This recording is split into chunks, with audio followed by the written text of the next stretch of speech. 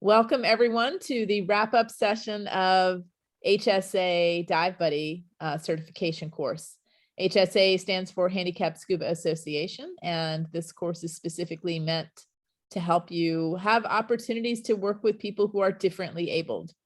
And so I am so happy that you're here. We have a short introductions to do. I'm going to save Roberto for the end.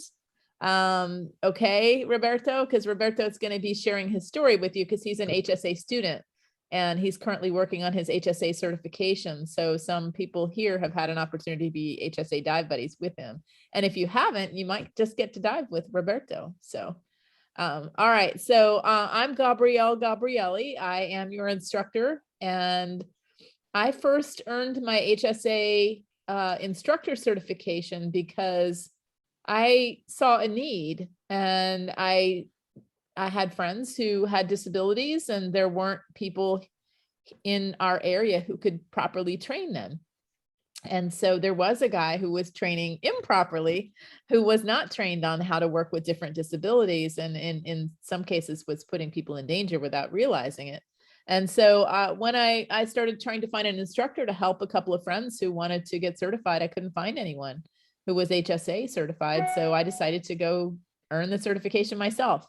And when I did, I loved it. And I loved how it opened up the world to so many people.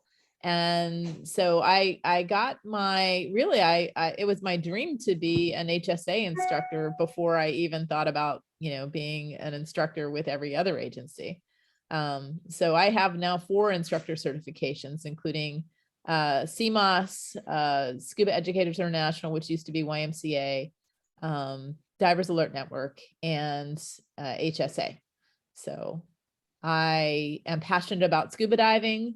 I'm passionate about making sure that everybody, regardless of any differences, has an opportunity, has the same opportunities to dive. And I have disabilities myself that are invisible disabilities, but it's interesting because how many of you had a chance to listen to the lectures that I sent you the recordings of? Okay. Well, in it, I talk about cancer patients. And at the time I was not one of them. And now I'm a cancer patient. So I'm like, oh, isn't that interesting? Because I was talking so third personally about, yeah, when you're a cancer patient, you might have chemo, and it might, now you've seen firsthand what it's like when I have chemo brain and that kind of thing. But in my case, it really, really helps me to dive. It really helps. In fact, I think that others on here, we actually have 3 other people that I know of, and probably more, who are on this. So more than half of the people here have disabilities, and they are hopefully going to share with you how scuba helps them as well. So let's move on to Ronnie, who, Ronnie, if you'll just introduce yourself, including telling us a little bit about your disability, okay?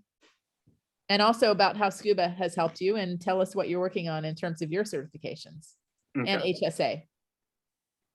So I'm Ronnie Ahmed. I'm an instructor in training under Gabrielle right now. I started scuba diving 7.5 years ago after I met Gabrielle in the ICU.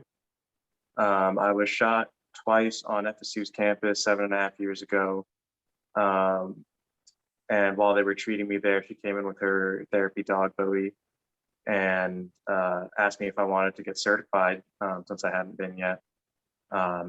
So, she gave me her number. I called her up after I got back from rehab. We started off as an HSA diver. So initially, I think she had I can't remember if it was 1 or 2 people that had to be with me on the dives. But, there had to be people. There were 3 of us. Yeah, they only needed 2, but we always had 3 of us. Yeah. Yeah. So that's how we initially started. But she saw that I was pretty natural in the water. I love swimming. I was a Eagle Scout. I like being outdoors. So it came to me pretty easy. She helped get me through advanced, nitrox, dive master, assistant instructor, DPV, heritage, lionfish, all kinds of stuff. Underwater archaeology. Archaeology, yeah. So, I've been doing it for pretty much 7 years now. And, like I said, I'm working on instructor, so obviously I'm still continuing. On the physical side, it helps a lot with my pain. and whatnot. I have a lot of stomach pain and nerve pain, scar tissue, all kinds of stuff. I've also got nerve damage to my right hand and whatnot, as well as the paralysis and paraplegia. So, you know, it's definitely nice to be able to get around so easily underwater. You know, it's much less of a struggle for me underwater than it is on top of water. So on top of the pain relief, it's very confident boosting, and it's been really nice to get to know everyone in the SCUBA family and get to spend time with everyone in such a meaningful way. Awesome. And just for anyone who doesn't know this, Ronnie is the highest ranking person with paralysis in Scuba Educators International. He achieved that with Dive Master. He has since achieved it with assistant instructor, and now he's very close to earning his instructor. So he is breaking barriers, and he knows, because I share with him, I've been contacted internationally by people who were so excited about this. And so this is an awesome accomplishment. So good job, Ronnie. And, Thank you know, some of you like Victor, you're just starting to see Ronnie's capabilities. And I think it's pretty awesome, right? Yeah. So as he says, he is very natural. It's a pleasure to dive with Ronnie. You know, it doesn't feel like you have a disability at all when you're diving. yeah. So Victor, tell us about you. Okay, my name is Victor Blanco. I work full-time with the University of Florida. I'm originally from Venezuela.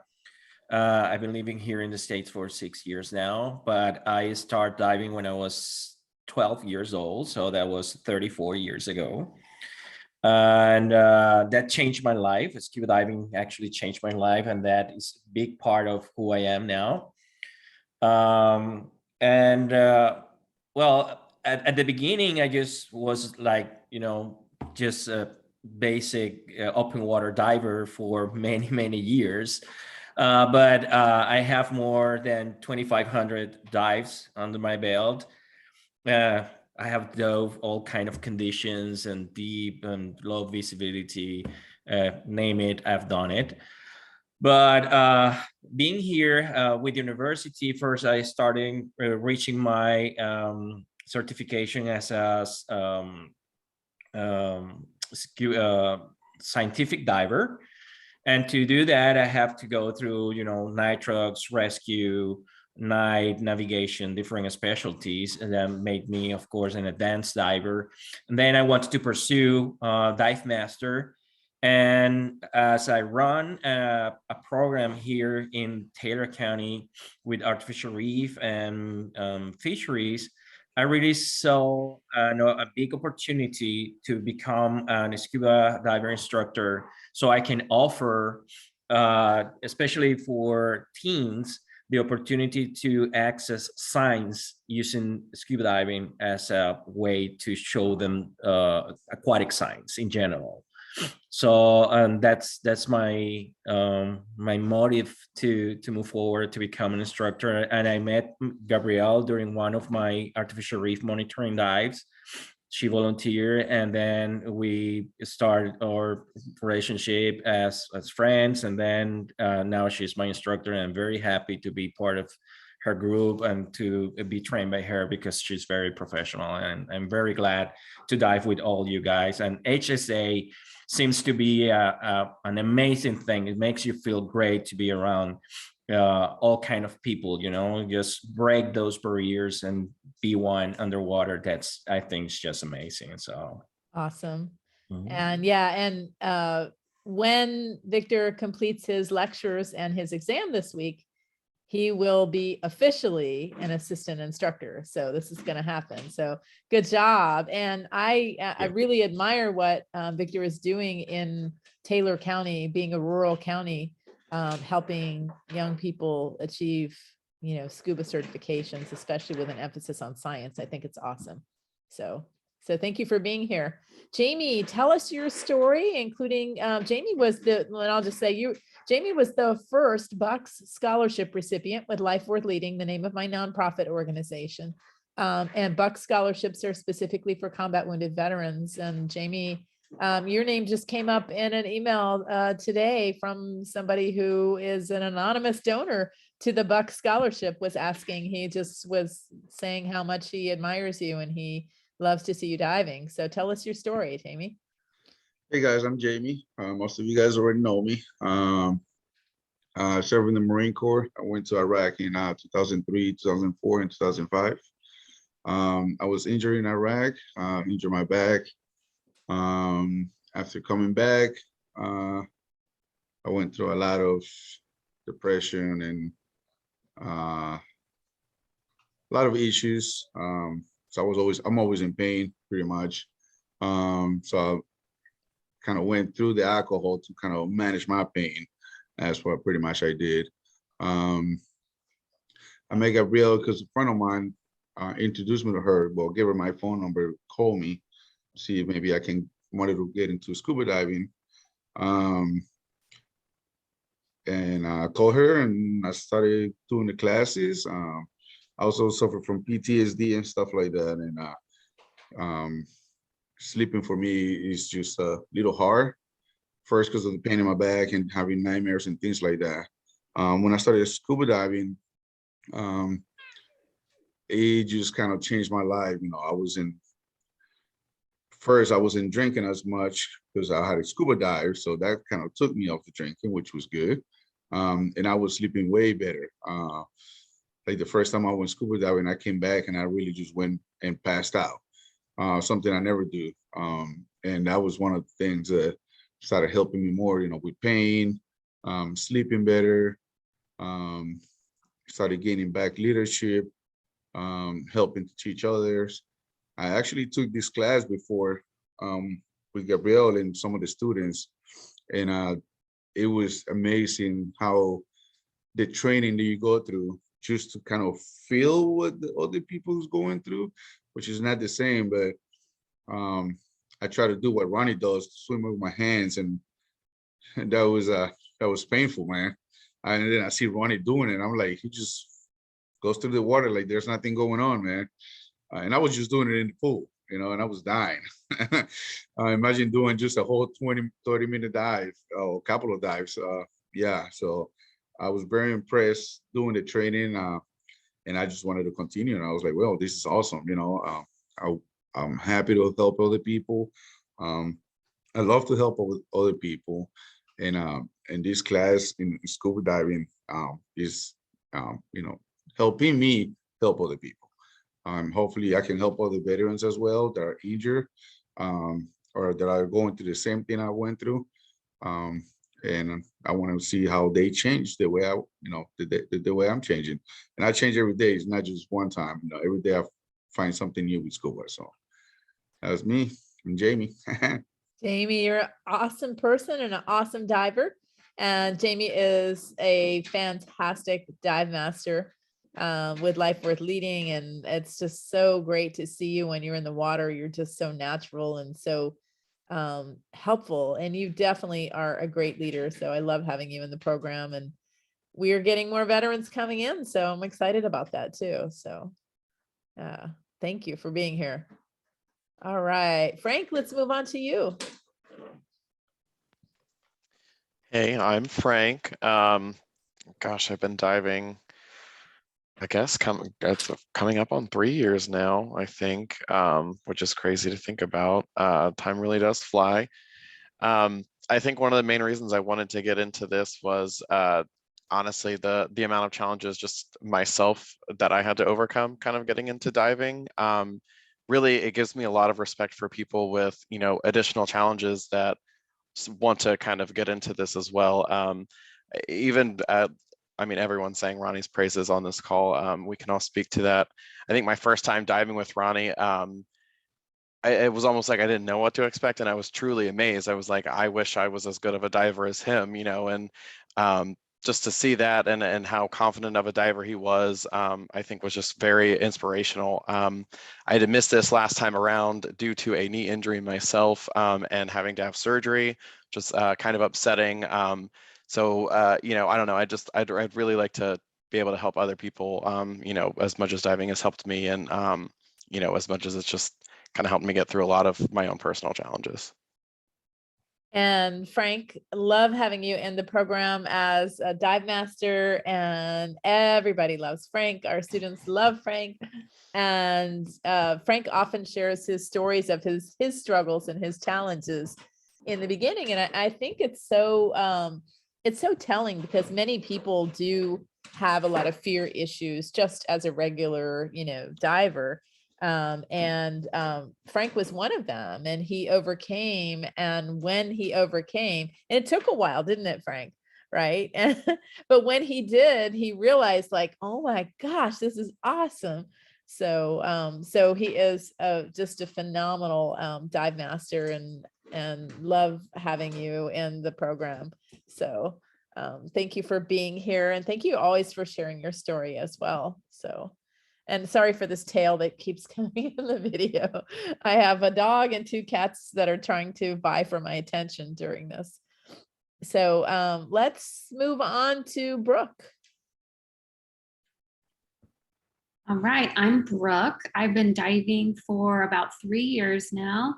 I started diving because I was getting my master's in oceanography, but I was in a laboratory, which was fun too, but I really wanted to get out in the ocean and see what I was learning about and what I was so passionate about for myself. So I got SCUBA certified, and I loved it so much, but I didn't pursue it really aggressively. I guess anytime I would finish a dive, I would think, oh, I really got to make that like a bigger part of my life because it's so much fun. But then, life happens and you get distracted, and you really sometimes have to be intentional about making it a big part of your life. So this year I said to myself, this is the year I'm going to make diving a bigger part of my life because I'm really passionate about it.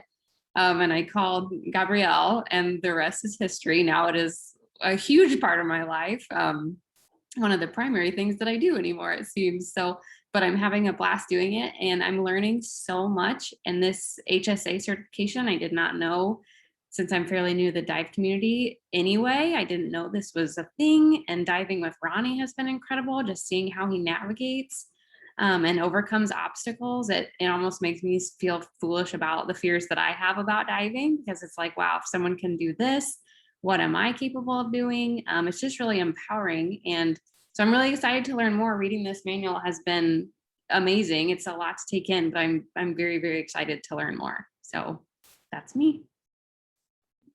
Fantastic, Brooke. And even though you're brand new really to the program, you are just killing it with your dive master training.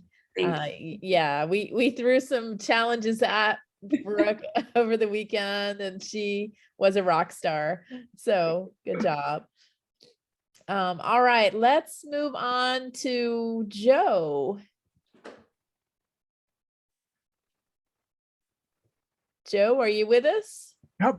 Yeah, tell us a little bit about what you were saying before we turned the cameras on. Other people came. How did you find out about HSA, and what's your story? Well, I first became a certified diver in 1967 with Maui. I dove probably less than half a dozen times, and then I'd kind of describe my life as a roller coaster, front seat, hands up, eyes open, full scream. I didn't really do any diving until about 2008.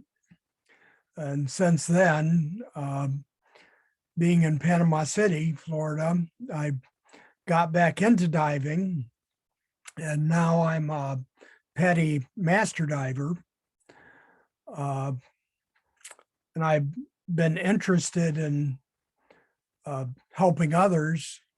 I've been looking into Dive Heart, but they haven't been available anywhere around. So I've been kind of searching for alternatives and asking, and ran into you as an alternative, and searching, and reached out and found out you had a class going. And so I'm interested in learning more about that and being part of it. Well, we're super glad you're here, Joe. And before everyone else came on, Joe was the first one on. We were kind of catching up, and I was telling him that one reason I chose HSA, just like one reason I chose SEI, is they have the highest standards in the industry, by far the highest standards in the industry. So Ronnie and I actually did dive with Dive Heart down in South Florida, and we got to see firsthand the differences, didn't we, of the standards? And it was definitely different, and it made me appreciate HSI all the better. I have volunteered with them, and they're a great organization, but I really like that you get so much more hands-on and so much more information to make you a better, safer dive buddy. So yeah, Joe, and what got you back into scuba, a little more recently than your early certification in the 1960s? Panama City is the shipwreck center of the South. Yeah. Life went to the point where I had time to do things. I'm very, very busy at this time, but managed to fit in a little easier than I have at other times in my life. So still a student, but have a opportunity to get diving in here and there. So That's great. We love diving in Panama City, and we are there often, right, everybody? Matter of fact, we'll be there. Some of us will be there on April 16th for the Easter egg hunt. And then we'll be there again on a Friday to just dive the jetties. I can't remember what the day is. I want to say the 22nd, but that might not be correct, but it's a Friday. So anyway, and then we love diving the wrecks there. So yeah, in fact, whenever I go, I make sure that we get to dive 2 wrecks instead of diving a bridge span, because I'm not really a big fan of the bridge spans. I like the shipwrecks a lot better. So when you're here, let me know. I sure will get up with you. Yeah, that sounds great. All right, Stephen, tell us a little bit about who you are and what your story is. Hello, I'm Stephen. I'm currently a sophomore at FSU studying biochemistry. What got me into diving was all these documentaries and this YouTuber called Jonathan's Blue World. I keep seeing all these amazing cinematography, these reefs, all these colorful things you would see underwater. And that just kind of got me like, it'd be really cool if I could see that in person. So that's what got me into diving. I wanted to do this HSA program to help me basically get people more involved into scuba, as I find this really therapeutic. And if it's therapeutic for me, it could be therapeutic for other people too. Wonderful. That's great. And so what is your career path? What do you want to do? So right now I'm still unsure. I just want to like finish that degree, and then we'll see where that leads me to. Sure. You got time to think it out. Yeah. All right. Thank you, Stephen, for being here. Roberto. Roberto is an invited guest. He is not a student. He is not an HSA Dive Buddy student. He is an HSA student.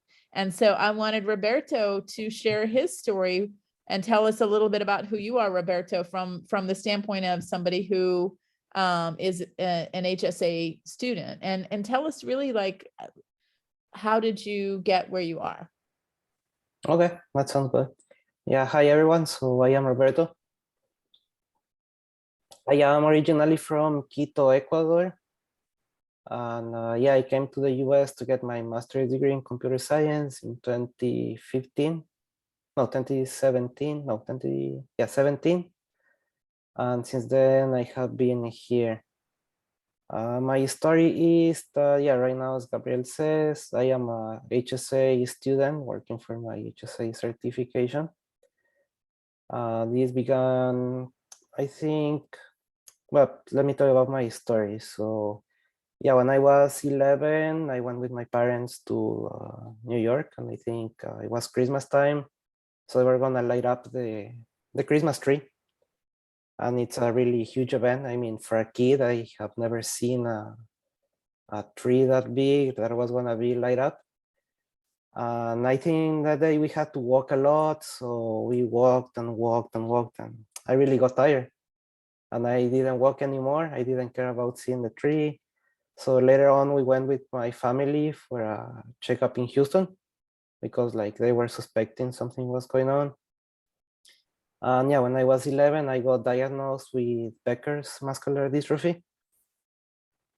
And yeah, I think that was a really hard experience for my parents and all of that because you don't know what the future will bring. But I think it has been great so far. Later on, well, all of my life I have liked to swim. So whenever I was a kid, I was in school, in high school, I used to swim.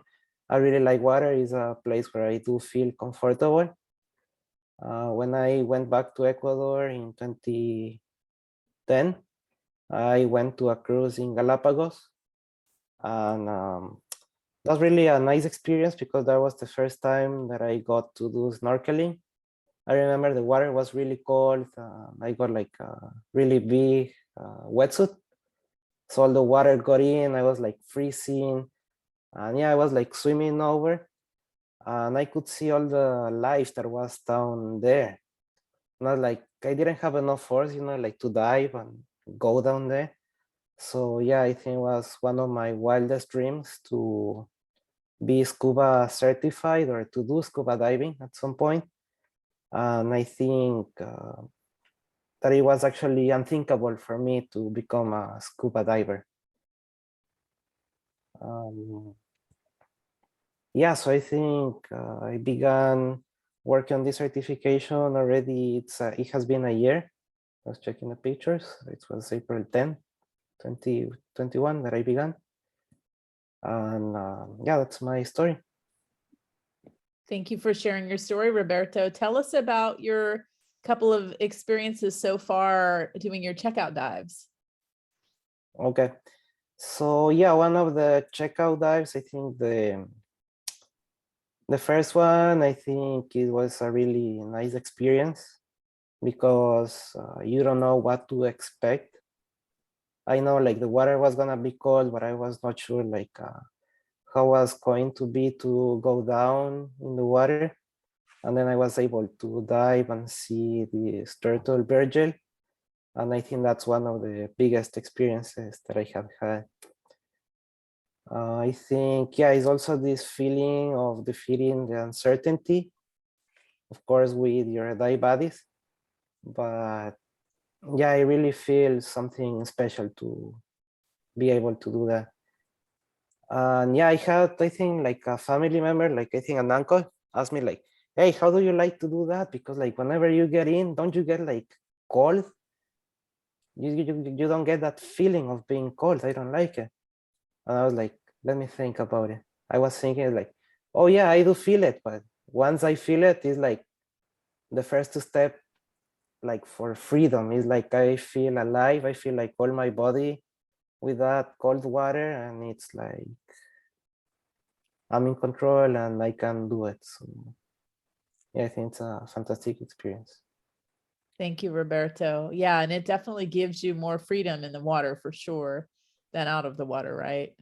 Yes, I think, yeah, your body is able like to maybe stretch also, because it's not like you're being seated all day. Probably you don't have the same tensions of like the places where you're sitting. Yeah, I think it's a nice experience.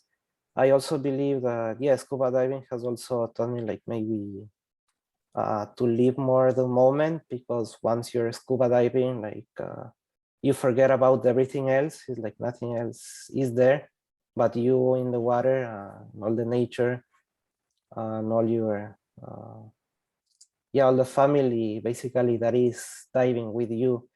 Because I think yeah, like, yeah, I think like we are kind of a family down there, that we seek the same objective and we have the same feeling under the water. So. Absolutely. That's a great way to describe it. So thank you, Roberto. Yeah, anything else you want to add, Roberto? Yeah, maybe one thing that would be interesting to know, it's the, yeah, probably scuba diving is that thing that now allows me to move a little bit more, to keep more active. like to sometimes say, like when I was doing my skills, I was like, oh no, I need to pass these skills.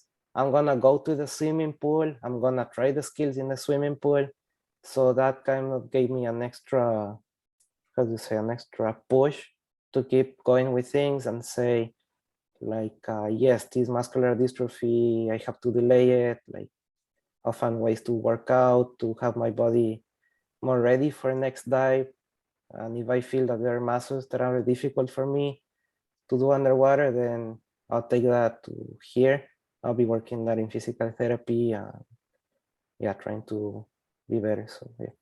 That's good. So it's really improved the quality of your life in water, and it's even helping you out of water, right? Yes. Yeah, that's fantastic. And we look forward to diving with you again very soon. Thank you. So, Yeah, that'll be fun. Me too. yeah, we'll do a new site. And the good news is the Gulf waters will eventually warm up, and we'll get you in the ocean too. So, and then you won't have to feel cold water only. That'll be fun. Yes, it will be fun. So Roberto, thank you for being here. You don't need to stay. I just wanted to at least have Roberto come on and say hello. You're welcome to stay if you want to stay, but it's really not necessary. So thank you. And at this time, I'll move on kind of to the rest of the content. Sure. Everybody here is going to be there on Saturday. Is that right? Yes, good. Everybody had a chance to watch the videos and do the exam. All right, we're going to go through the exam then. How about that? We'll talk about the exam. Now on Saturday, I'm monitoring the weather. If anything, I might shift it like 30 minutes later. I'm just going to look at the temperatures. And we have, I think, 5 HSA divers signed up with us right now. This is such a cool opportunity because normally when you take a class like this, the application of the skills comes much later. And you actually are going to have a chance the same day to apply the skills. So in the morning, we're going to gather and you're going to get to experience simulated being a diver who is blind, simulated paraplegia, simulated quadriplegia. You're going to get to experience assisting people and experiencing what it feels like, somewhat what it feels like to have these different disabilities. Then we're going to bring people in from the public, including some divers we've already worked with, Rand and Rebecca. Rand has cerebral palsy and Rebecca has a traumatic brain injury, and they're going to be our first divers. And then we've got some new divers that I don't know much about them other than what their disability is, but we're going to have a chance to immediately work with people, and it should be a lot of fun. So, all right. Gabrielle, one question. yeah. Is it possible for me to invite one person I've been in contact? He has a brain injury as well. Of course.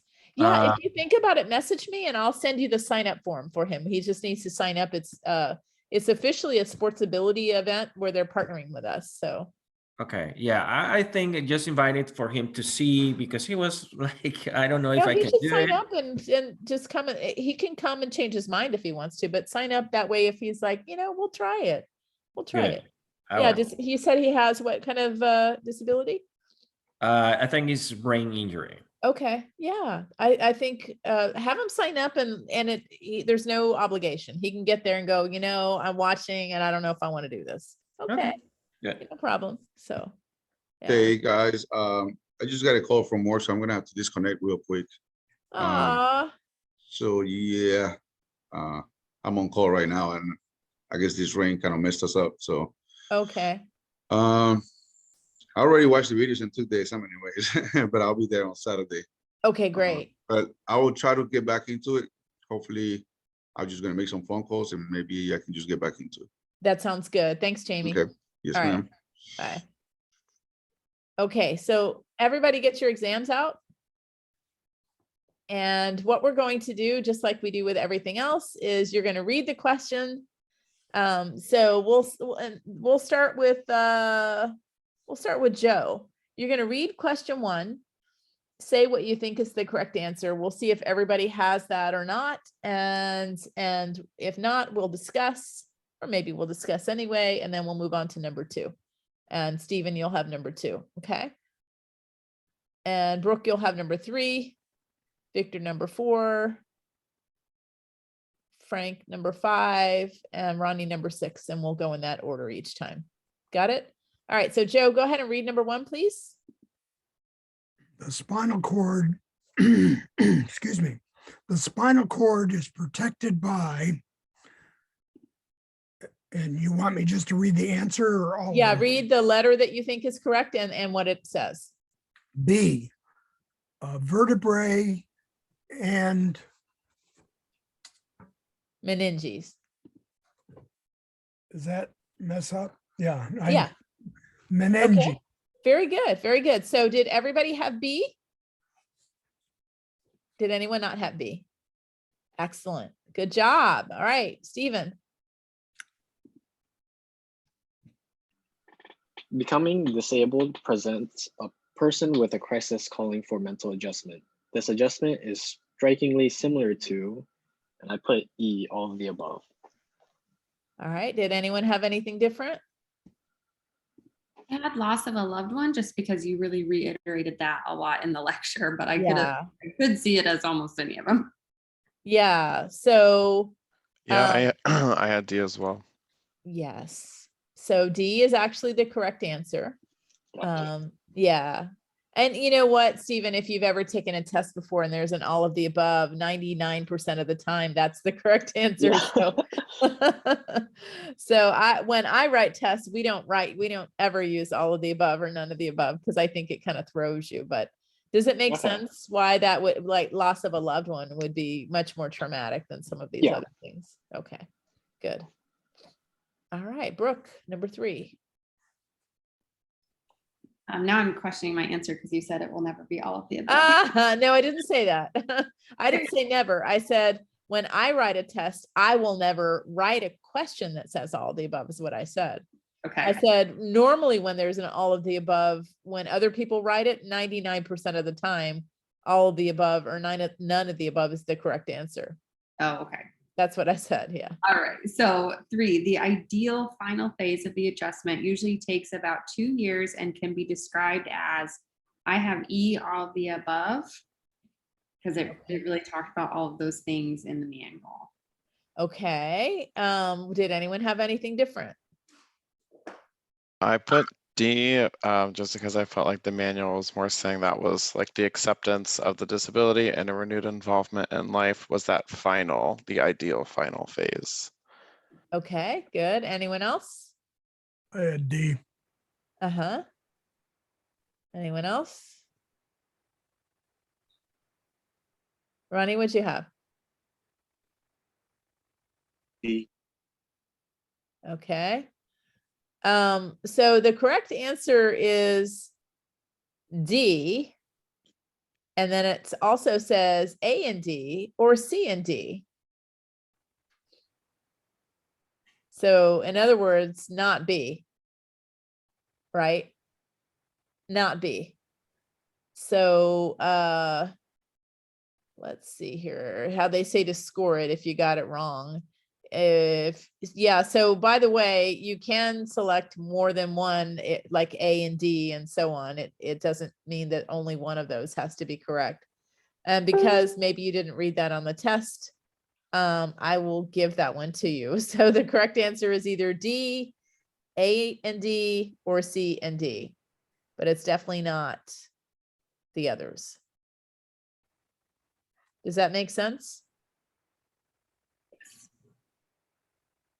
So why is it not E?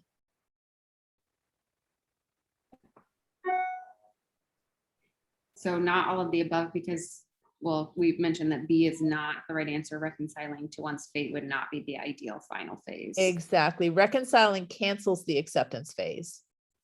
Oh, I see. Okay.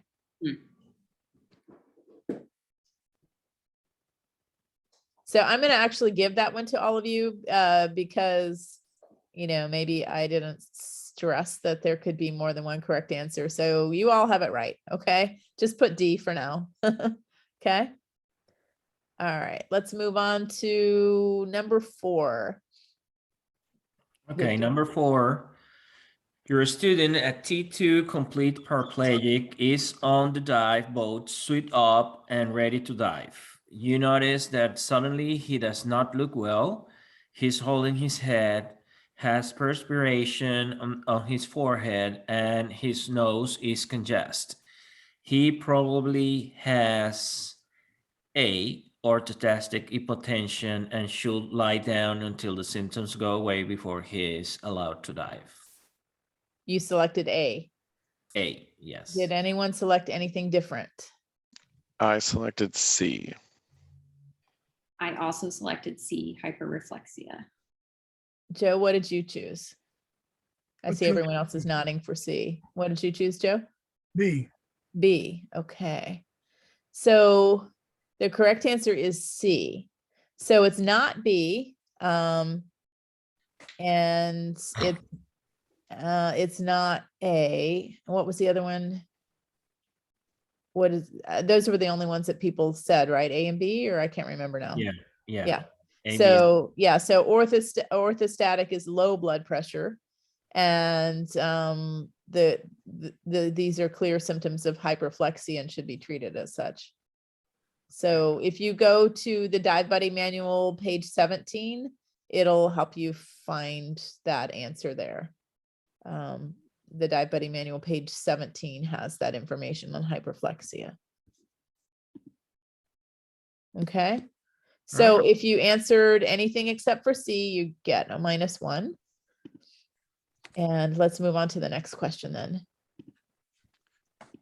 Number 5, a person with a disability appears to need help and you want to get involved. You should C, ask them if they need assistance. All right. Did everyone have C, or did anyone have anything other than C?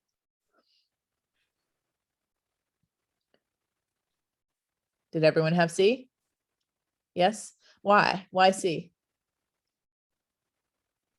You should always ask somebody if they need You assistance should. before helping them. That's Yeah, pretty rude to It enter is pretty someone's rude. space. I know, right? Good. All right. Let's move on to number 6 then. When developing a relationship with an individual who has a disability, we should remind ourselves to A, relate to their personality, not their disability. Okay. Did anyone have anything different than that? This is number 6. Yeah, number 6. I had E. Actually, this one was the one I selected all of the above for. I also had E. Yeah. I also had E. Yeah. E is the correct answer. So A is -0.5 point because it's true but incomplete according to their guidelines. So you only miss 0.5 point. Okay. If you, yeah. So everybody else had E though, right? Good. All right, let's go back to Joe.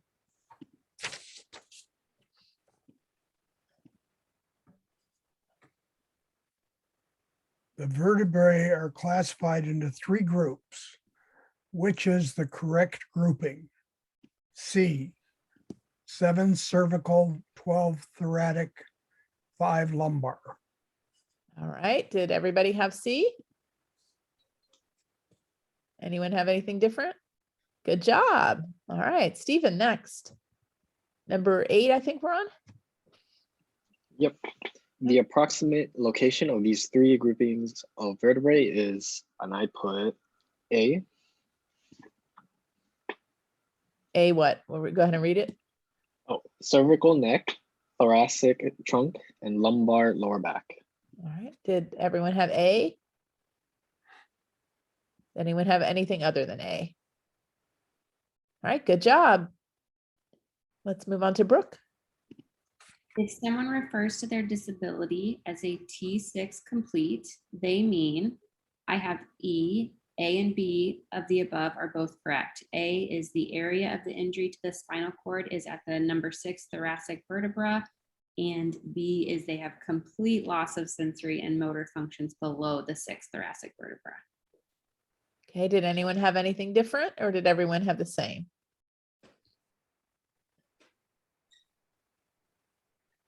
Yes, go ahead and speak up. I had E. Did everyone have E? Anyone have anything other than E? All right. It's interesting because the guidelines say E or B or A and B. So interesting. So, but it sounds like E is most correct. So let's move on to number 10. A person whose disability is the result of a viral infections, polio, or Guillain-Barré may have I would say, to be honest, I didn't went to the whole reading and the whole exam, so I'm gonna not guess because I know a little bit about this. Polio, Guillain-Barré. I think this is only a motor function. So I would say it's D as a dog. Okay. And did everyone have D as in dog? Yes. All right. Good job. Very good. All right. 11, decrease circulation in affected areas, increase the tendency towards chilling and fatigue for people with disabilities caused by, I said C, traumatic spinal cord injury, congenital deformities such as spina bifida, and viral infections such as polio and Guillain-Barré. I probably said that last one wrong. I like the way Victor says it. Yeah, you did a good one. He says it so nicely. But yes, that did everyone have the C? You did say C, right? Yes. Yeah, did everyone had C? No, I missed that one. Okay, what did you have? We had none of the above because I thought there was some of those were excluded, I thought. So No, so if you go to the Dive Buddy manual, page 11, it has information on this particular question, but it is definitely C. So all the others are true but incomplete, and E is definitely wrong. So it's -1 if you had E on that. Do you want to go to the manual and read it and find that? Would that be helpful, or what would you like to do, Joe? I'll do that. Okay. All right. Let's move on to the next one. Ronnie, we're in number 12. Person's disability is classified as quadriplegic. Which of the following is correct? Put C, they have spinal cord injury within the area T2 to C1. All limbs are involved. They may have lost thermal control, inability to sweat, a low level of injury, and respiratory functionality and ability to breathe may be affected. All right. Did anyone have anything different than that? I got B. I got B as well. Everyone else have B? Yeah. So it is B. Ronnie, can you see why B is correct? Yeah, I just couldn't completely remember because I remember like some people with T injuries do have like some loss of arm thing, but I get it. Yeah. Yeah. And so you had said C? Yeah. Okay. And yeah, so yeah, it's definitely B. So Gizem is with us now. Gizem. Yes, hi. Hi, can you turn your camera on? Not yet. As soon as I arrive home, I will. Oh, you're driving right now. Yes. Okay, so you can't exactly read the exam right now either then, right? No. Okay. All right, we're going over the exam currently. So yeah, I'm just here for support. I took the exam last year. right. So let's move on to Gizem. Actually, if you can just quickly introduce yourself and tell us who you are and how you're involved in the program, and that'd be great. Okay, can we make this when I get home? In 10 minutes, I will be at home. All right, we'll just move on then. So let's move on to the next question.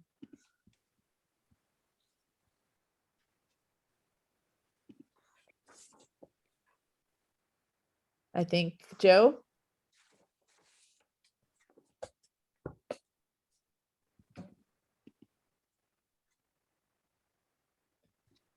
Your student is a C6 incomplete, quadriplegic. You are on board the dive boat and preparing to dive with her. The correct procedure is A, assemble your student's dive gear, put on her exposure suit and weight belt at the point of entry, don her scuba mask and snorkel, ensure her leg bag is empty, inflate her BCD, assemble and don your scuba equipment, roll her into the water to your waiting assistant, and enter the water yourself. Begin the diving activities immediately.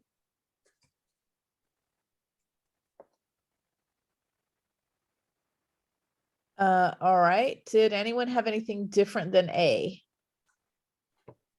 I got C, and I think the only difference is that C is saying that you should put on her weight belt once she's laying down by the point of entry is the only difference there, I believe.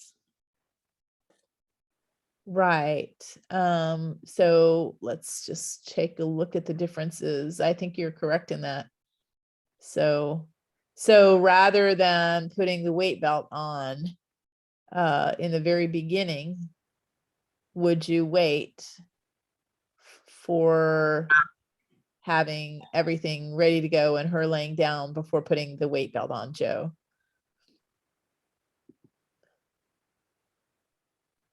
Well, in C, you're putting her in the water and then putting your dive gear on. So it's roll her into the water to your waiting assistant and don your gear. That's exactly what A says as well. Assemble and don your dive gear and equipment, roll her into the water to your waiting assistant. So in A, you're having your gear before you're putting her in the water.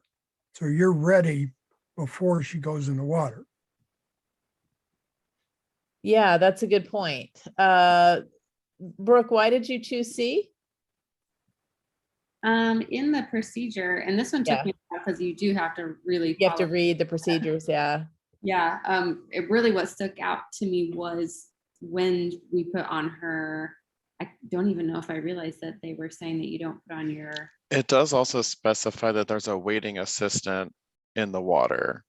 So that might make the difference of when you would, like if you had a waiting assistant in the water, you know, assisting them while you're donning your gear, that might be a little different. I don't know. That's the only other thing I could think. It's not like they're just in the water floating. Yeah. What did everyone else have? This one was really hard for me. Yeah. There was very minuscule differences. It was Yeah. a lot of reading. My brain struggles with these these wordy Me of too. problems. Me I'm going to too. be honest. So I left it blank. I was just planning on discussing it if it was my question. Yeah, So that's that's great. just me being honest. Ronnie, what did you do? Sorry. I had C. Okay. Stephen? I also had C. Victor, you had C? No, as I said, I didn't went through this part. Oh, they didn't. Okay. So, Yeah. so I'm the, going to retake the exam later. I'm actually going to give this one to all of you. So the correct answer is C. But I completely understand why you would be confused by it because I'm with you. I think it was Brooke who said it's hard, or maybe it was Frank, I can't remember, said something about that when the words are so similar, it's really hard. And honestly, I do a case by case kind of thing. Personally, I'd rather don my gear and get in the water first. I just think that you need an HSA dive buddy in the water. So assuming the assistant is an HSA dive buddy, sure. But if it's just an assistant, then I would rather have the assistant be the one to make sure she got in the water to me, who could then help her as an HSA dive buddy, So I always think that it's safer to be in the water when somebody is coming to you. If you're on land and something happens, then you're going to have to jump in the water. And if you don't have your gear on and done, that could be, those seconds could be really, really important. And so to me, I want to be in the water. If I'm an HSA dive buddy. If I have any other assistant that's not an HSA dive buddy, they're gonna be, you know, on land. They're gonna be the one helping on land. I want to be in the water because if anything's gonna happen in the water, that's on me, you know. So I'm gonna go ahead and give that to all of you, and it is C. But I could see, Joe, why that's a confusing question. So, all right, let's move on to the next one, Stephen. Spinal cord injury sometimes causes a loss of bladder control, and a urine collection bag, called a leg bag, may be worn. Which of the following is correct? I put C. Males may catheterize intermittently, use a leg bag with either a condom catheter, commonly called a gizmo, or an indwelling catheter inserted into the bladder through the urethra. Females will use an indwelling catheter with a leg bag or catheterize intermittently. All right, did everyone have C? Yes? Great. Let's move on then, Brooke.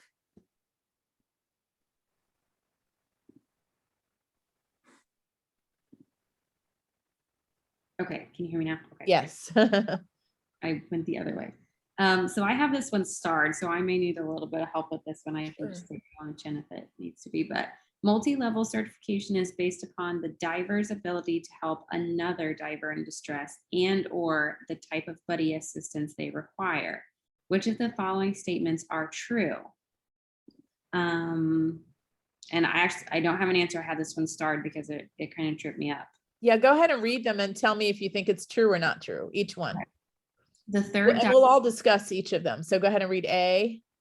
Okay. The third dive buddy in a level B or level C dive team is necessary to assist the B or C diver. Third dive.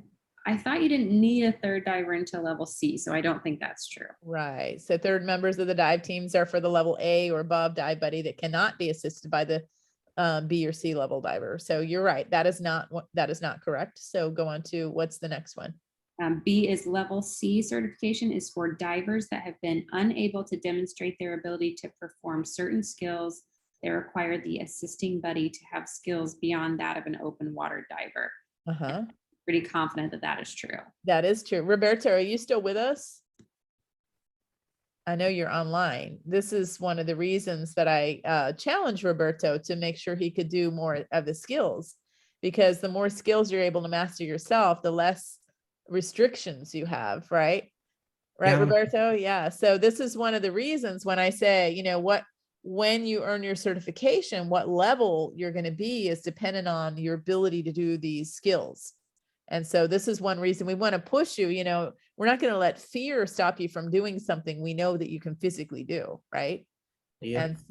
And so, you know, ideally, that's why when Ronnie was my HSA student, I was like, wait a second, you're a great HSA diver, but I actually don't think you need an assistant. I think you're just as great a diver as anyone I've ever seen. You don't need an assistant. And so let's see about getting you switched over to SEI for your advanced certifications. And he never looked back to HSA other than, you know, being an HSA dive buddy and assisting other people. So, yeah. So that's why, Roberto, we challenge you. So we know that B is correct. Right. And so go ahead and read the number 3, C. Type and or severity of disability is important in deciding their certification level. And why is that not correct?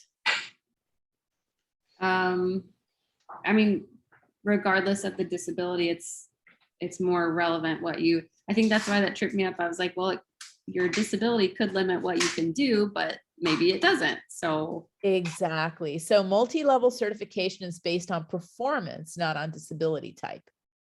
So C is not correct. That's correct that it's not correct.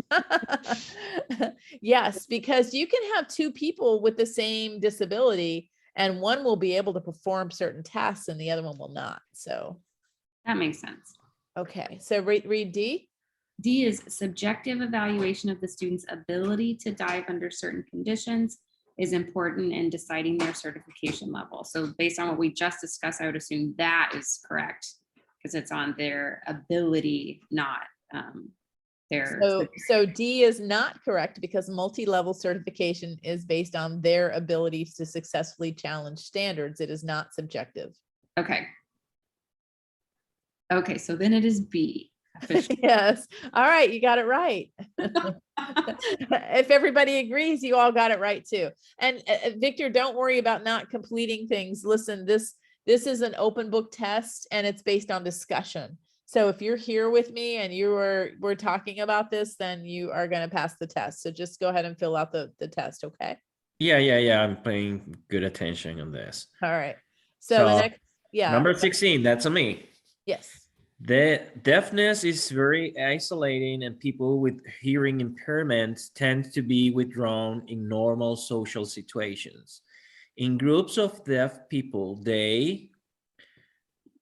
I would say B, are very expressive and sociable. By learning some signs, you can help bring them out in a regular class situation.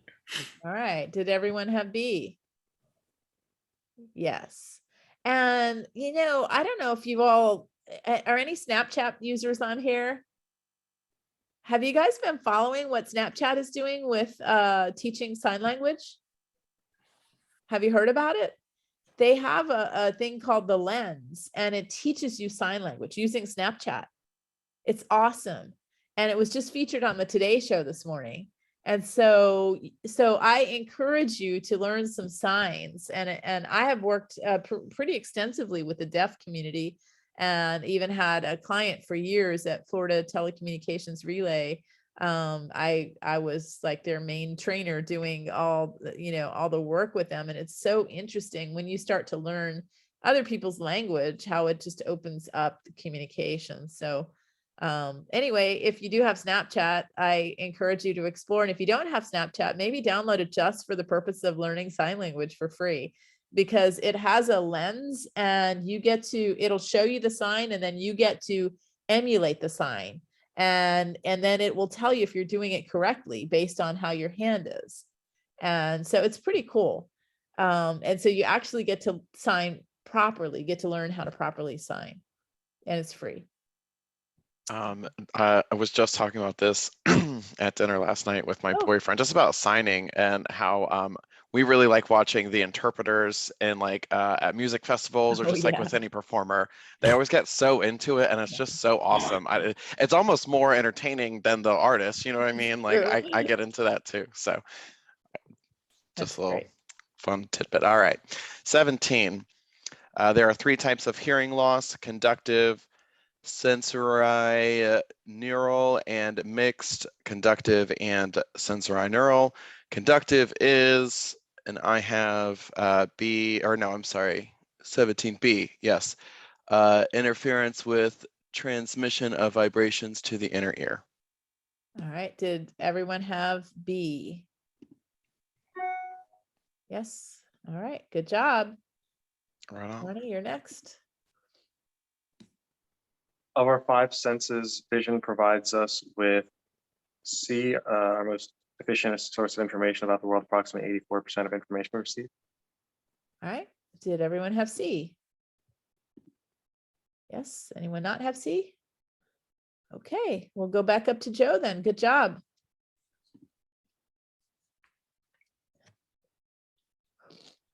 Communication for the sight impaired relies largely on auditory information. Which of the following are true? B, information from auditory social clues, intonation, and hesitancy in someone's voice are the equivalent of body language. And what other one? Notice whenever a question asks which are true, that it's referring to more than one. So B is true. And tell me which other one is true. I didn't have another one checked. Well, I'll tell you what, you're going to read through them and we'll figure out together which one it is. So you're right about B, but let's go ahead and go back to A and read A and tell me if it's true or not. Since they are so dependent on the spoken word, no special considerations need to be given when lecturing. I would say that's probably not true. You're right that it's not true. The proper use of words and complete explanations are needed. All right, what about C? They are less dependent on detailed verbal explanations since they are listening more closely. I would say that's probably not true. You're correct that it's not true. They are dependent on verbal explanations. Go ahead and They- read D. They may be more aware of the precise use of language and are more dependent on verbal explanations. That's probably true. Yes, there you go. You got it right. B and D. Okay. Everyone else have B and D now? Okay, good job. Stephen, next. For someone with a hearing impairment, lip reading is a valuable communication skill. Which of the following is correct? I put A, for the skilled in lip reading, almost all of the sounds of the speech are visible if you speak clearly and do not exaggerate lip movement. Okay, did anyone have anything other than A? I had D. And Uh-huh. also D as in dog. What did everyone else have?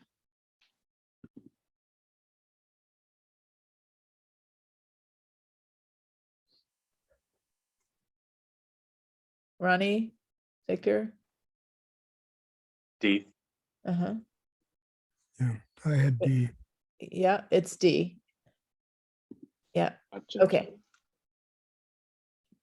So the correct answer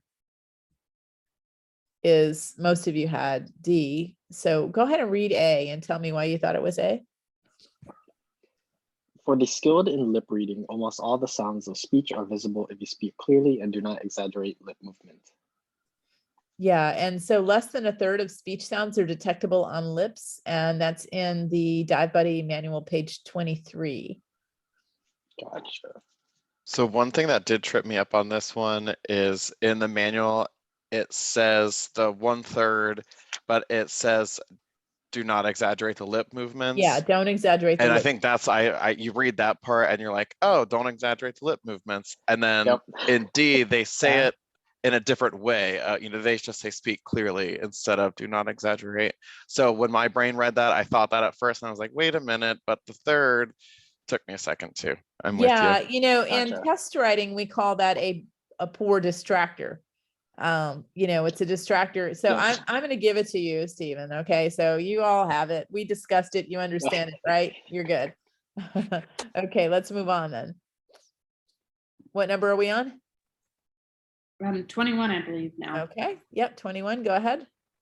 Your student is a C3 quadriplegic and is totally dependent on their buddy for descents, ascents, buoyancy control, and swimming. The correct procedure for descending is, and I am torn between A and B, and I'll tell you why. Okay, tell me why. In the manual, it talks about facing your student. Uh-huh.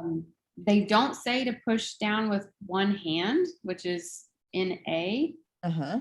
But in B, they say that you're maintaining eye contact, but the manual very specifically says to face your student. So I almost feel like it's a combination of these two things. Okay, so read A. Okay. Face your student and with one hand, push their legs down, then hold their BCD straps and pull them close to you. Maintain eye contact and deflate your BCD, then theirs. Control buoyancy for a slow descent. Upon reaching the bottom, pull them into the prone position for swimming. I guess maybe what might make it, well, do you want me to read B as well? No, tell me what you think about A after reading it out loud. Well, the one hand push their legs down is weird. And then the last sentence, upon reaching the bottom, pull them into the prone position. As I'm reading it, I think you need to reach the bottom neutrally buoyant. Yes. Okay, And that- exactly. So you know now that A is incorrect from reading that and thinking about it. So you need to stop from time to time to check ear clearing, and your buoyancy must be neutral upon reaching the bottom. Yeah, so B. Okay. What did everyone else have? I literally went through the same thing as Brooke, but I landed on B. Good. As long as you all landed on B and you understand why, right? Okay. let's move on to the next question then. 22. There are an estimated 45,000 amputations per year. Which of the following are correct? Are There may be more than one answer. yeah. So it would be one A or B and then one C or D. Let's No, see. or it could be all of them. Yeah. Two. All right. Okay. So let's read them and figure out which ones are correct. Yeah, there are over 10 times lower extremity amputations than upper extremity amputations. Is that true or not true? I would say it's true. It is true. Very good. All right. So we know A is one of the correct ones. Read B. There are 3 times more males than females that are subject to amputations. I True would or say not that's true? true too. It is true. Very good. So now we know B is correct. Okay. Upper extremity and AK amputees adapt to their disability better than BK amputees. Is it true or not true? Not sure at all. Anyone else? Is it true or not true? True. When I was reading the manual, I kind of got Go to a page little 20. bit. Yeah, 22 of Yeah. the manual. 22. I think it goes into 23 as well. But yeah, so it says AKs, amputees adapt to their disability better than BK, but it doesn't specify upper extremity in that area, and that's why I wasn't sure if that made it correct. But it or does not. say AK amputees adapt to their disability better than BK amputees, right? Yes, just not Okay. the upper extremity part, which is Right. what threw me off. Okay. What does everyone else think? Is C correct? Yes. Yes, it is correct. Very good. So now we know A, B, and C are correct. Go ahead and read D. Okay, BK amputees adapt well to prostheses and are able to walk, but AK do not and usually use a wheelchair. Not sure. I don't have the answer for that one. All right. What does everyone else think? Not true. Thought it was true. It is true. It is true. Brooke, why is it true? Find it in the manual. Tell us what it says about that. 20, right? Yeah. I thought they didn't do well with, though they are able to walk, they have trouble with the prosthesis, that they have difficulty with it. So AK amputees don't adapt as well to prostheses. Oh no. So my I got it backwards. Okay.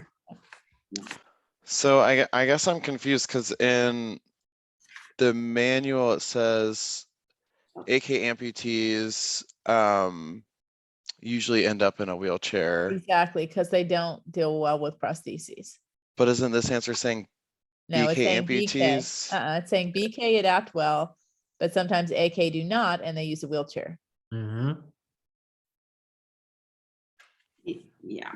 So they are Right. all true. They're all true. I guess how that's worded. Yeah, so I if you don't- kind of separate it into the second part is sometimes AK amputees do not use a prosthesis well and use a wheelchair. Then you see that part is in the manual just as that. Yeah, And then that's BK it's just a amputees poor do grammar adapt. question answer. All right, so it's all 4 of those.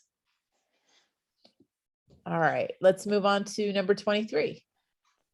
Number 23, multiple sclerosis, MS, is thought to be a viral attack on the central nervous system. Ooh, myelin, nope, nerve fibers. Which of the following statements are incorrect?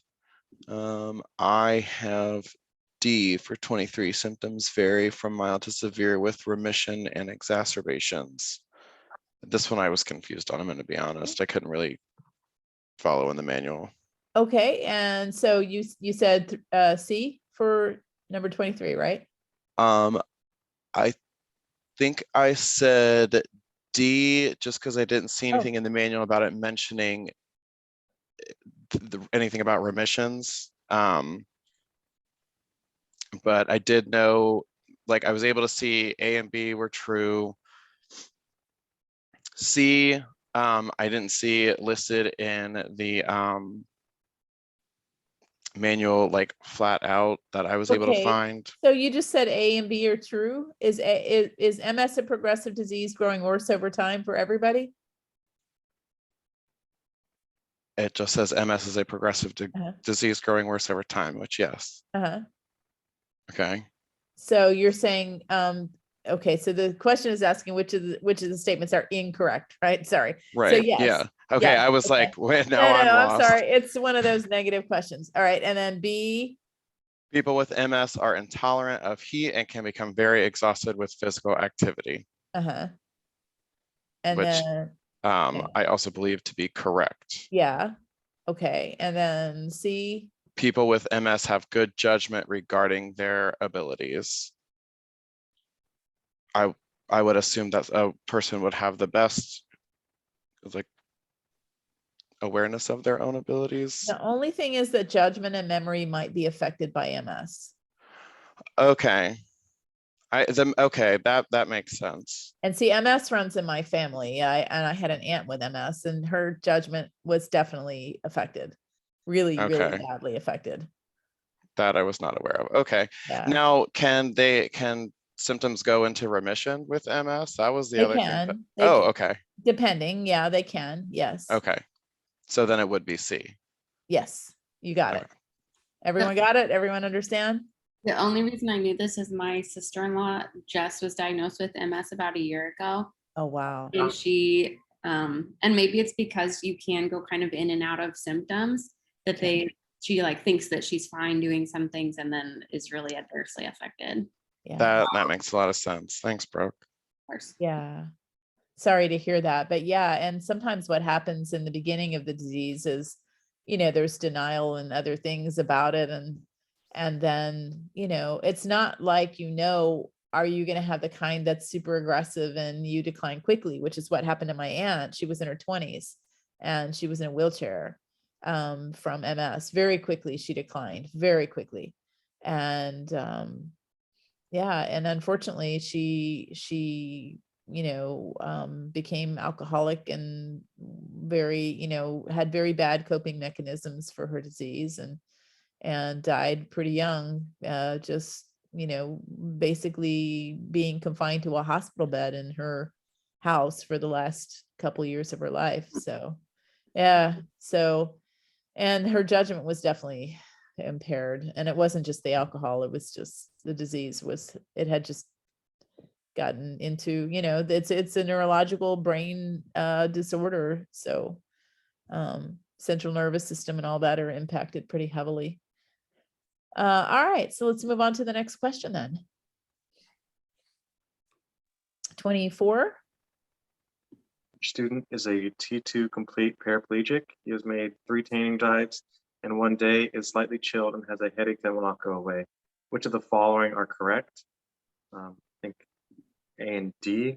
So A, your student may be mildly hypothermic, and then D, his headache may not be caused or may be caused by hyperreflexia. Yeah, did everyone have A and D? Yes. All right, good job. A and D, very good. Next question.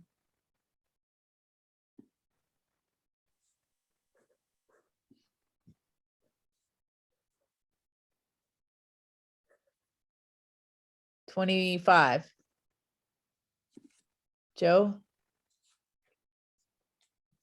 Cerebral palsy is a disorder of the motor centers of the brain. A person with CP will exhibit a D, impairment of control over voluntary muscles with symptoms that vary from so mild they fit into normal society to so severe they are confined to institutions. Yeah, it says, yeah, so, okay. Thankfully, they don't really institutionalize very many people these days, but yeah, they do require constant care. And so did everybody have that one? Did everyone have that? Good. I Anyone had have- selected B because Go I ahead and saw it read as B. one of the symptoms of like a small percentage of the population, I Go ahead and believe. go ahead and read B. Ataxia, lack of balance due to lack of coordination and slower learning ability. Uh-huh. But I think it was a very small percentage that it was kind of applicable to. Yeah. So that I think I just got it wrong. Yeah. Yeah. I could see why you would think that, but you only get a half a point wrong if you selected A, B, or C. You only get a half a point wrong. Because it's A is reduced mental capacity, not necessarily. B is slower learning ability, not necessarily. C is preclude them from scuba diving, not necessarily. So you only miss a half with each of those. All right, let's move on to number 26. When scuba diving, the urine collection bag is usually, I put A, worn inside the exposure suit. 26A. That's what I have. Yeah, everyone else have that? Anyone not have it? Okay, good job. Let's move on. Until the 1950s, all people with cerebral palsy were considered mentally deficient. However, new intelligence test reveals that, I had trouble finding this one, but I put D, 25% are mentally deficient, 25% dull normal, and 50% normal and above. So 27. Were we on 27? I'm getting confused. What number are we on? Yeah, we were on 27. Okay, did anyone have something different than that? You said B? D is in dog. D is in dog. Did anyone have anything other than D? I had C. 50% are mentally deficient, 25% dull normal, 25% normal and above. Yeah, that is correct. So that is on page 21 of the Dive Buddy manual. Okay.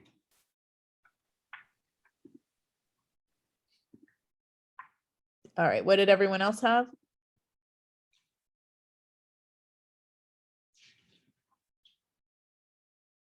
What did everyone else have? I also had C for that one. Okay.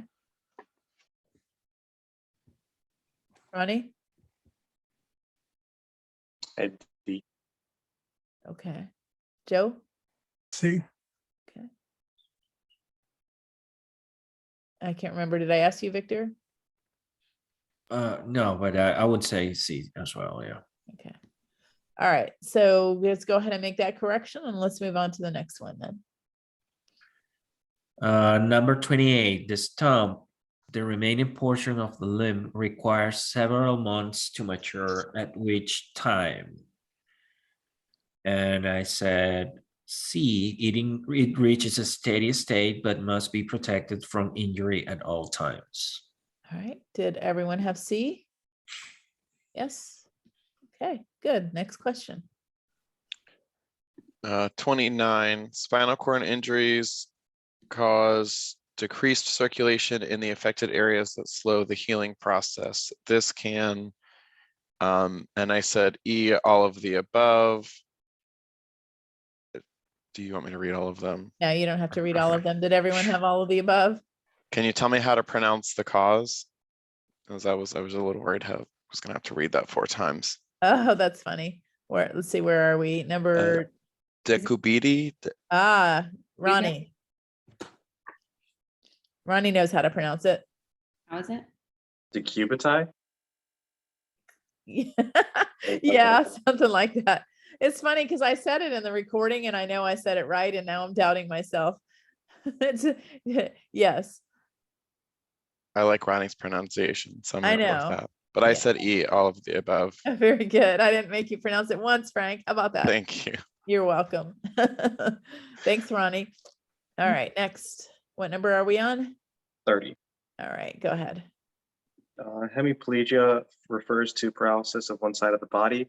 Is usually caused by D, brain trauma such as stroke, clot, injury, or embolism. All right, did everyone have D?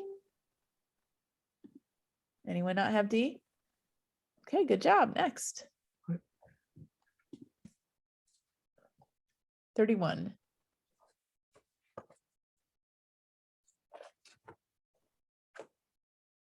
Joe? Hearing impairment is referred to as the invisible disability because the handicap is only observable when communication occurs. Okay. Did everyone else have A? Anyone not have A? All right, A it is. Good job. Let's go on to Stephen. Next question. The visually impaired person develops special facilities to receive information about the world. They may, I put D, all the above. All right, did everyone put D? See, this is, I kind of gave you a trick. By the way, when it comes to test taking, not only are all of the above and none of the above usually the correct answer if it's there, but if there's not an all of the above or none of the above, then which letter is the most commonly selected one? C. Yep. C. So guess C whenever. Right. Gizem knows this. Yes. So let's move on to, yes, you're absolutely right. Let's move on to the next question then, if everyone got that right. Okay. A person with paralysis of the legs may have difficulty donning protective clothing, like a wetsuit. Solutions to this problem are, I actually think all of them. Huh. C and D. Are you sure all of them? No. Okay. Mention Read A and tell me why you think it's correct. use a loose fitting wetsuit, lubricate the inside of the suit, and help them pull it on. Now, I don't feel like this is the initial thing to do, but the manual does mention that if you like absolutely can't do anything else or are really having trouble, you can do a looser fitting wetsuit, I think. I think that's not true because loose fitting wetsuits are not an option. Okay, well then never mind. Not A. I do think that B is correct. Yes. Inside of the suit with silicone spray, baby powder, or cornstarch. Uh-huh. Now I'm thinking C is probably not correct because loose fitting just seems like the wrong answer now. Well, what is C? Read C. Use a loose fitting gusseted wetsuit with zippers along the legs, hips, torso, and arms that tuck the neoprene into a proper tight fitting wetsuit. So it's tight fitting. So C. that would be okay, right? Okay. Yeah, Then it's only loose until it's zipped up. Okay. Okay. Then D is lubricate the inside of the suit, have zippers installed in the wetsuit legs, hips, and arms, assist them by helping them pull it on. That all seems reasonable. So Yes. B, C, and D. Yes, good job. All right, excellent. You know, sometimes we have to talk through these things, but truly wearing a loose fitting wetsuit is not an option. What happens to a loose fitting wetsuit? They cause drag and you get cold. It's pointless. Yes, it just fills with water and it's just not a helpful thing, right? That's why we make our students suffer with tight fitting wetsuits. All right, next question. 34, muscular dystrophy refers to a group of neuromuscular diseases that B thus produce progressive loss of muscular strength and may result in lung scarring. Okay, B is one of the correct answers. What's the other correct answer? Let's read them all. Tell me, read A and tell me if it's true or not. May produce progressive loss of muscular strength, reduce life expectancy, cause lung scarring, and personality, memory, learning, and judgment disorders.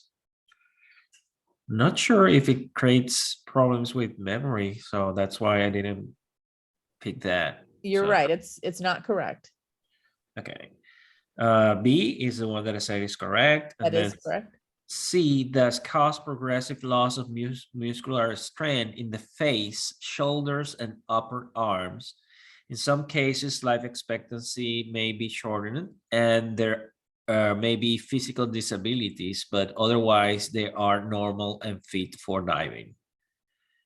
Well, maybe that's the one that is true as well. No, it's No? not, but okay. So Well, okay, because it says it muscular was dystrophy has possible contraindications for diving, judgment, learning, memory disorders, and lung scarring are some of the conditions that may prevent them from diving. So it does have possible contraindications. So read the next one. May cause judgment, learning, and memory disorders. That's D? That's D, yes. Okay. And that is that correct? Didn't I just kind of say that, didn't I? I just said no. And So it is correct. So it is correct? Yes. Okay, so B and D. B and D, yeah, B and D. That's on page 30. Just curious, would that cover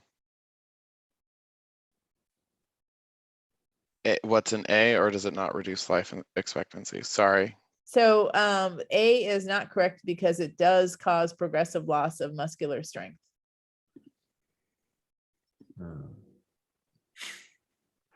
It's not I'm may sorry. produce. It's It does, okay. though. It doesn't. Okay, I don't think I'm following, so I'm sorry.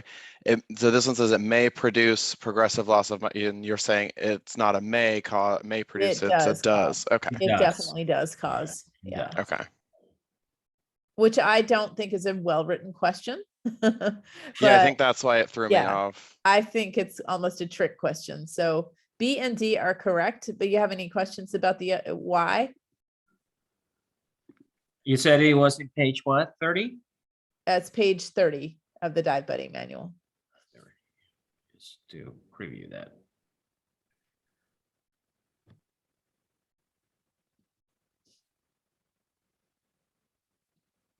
So, and the reason A is not correct is because muscular dystrophy does cause progressive loss of muscular strength. The reason C is not correct is that muscular dystrophy has possible contraindications for diving. Judgment, learning, memory disorders, and lung scarring are some of the conditions that may prevent them from diving. So it's not a given. Okay, let's move on to the next question then. 35. Swimming underwater presents the mobility impaired diver with problems of balance and mobility. These problems can be solved by, I said, C, careful distribution of weights, buoyancy control, repetitious training exercises designed to develop balance control and swimming techniques. Okay, did anyone have anything other than C?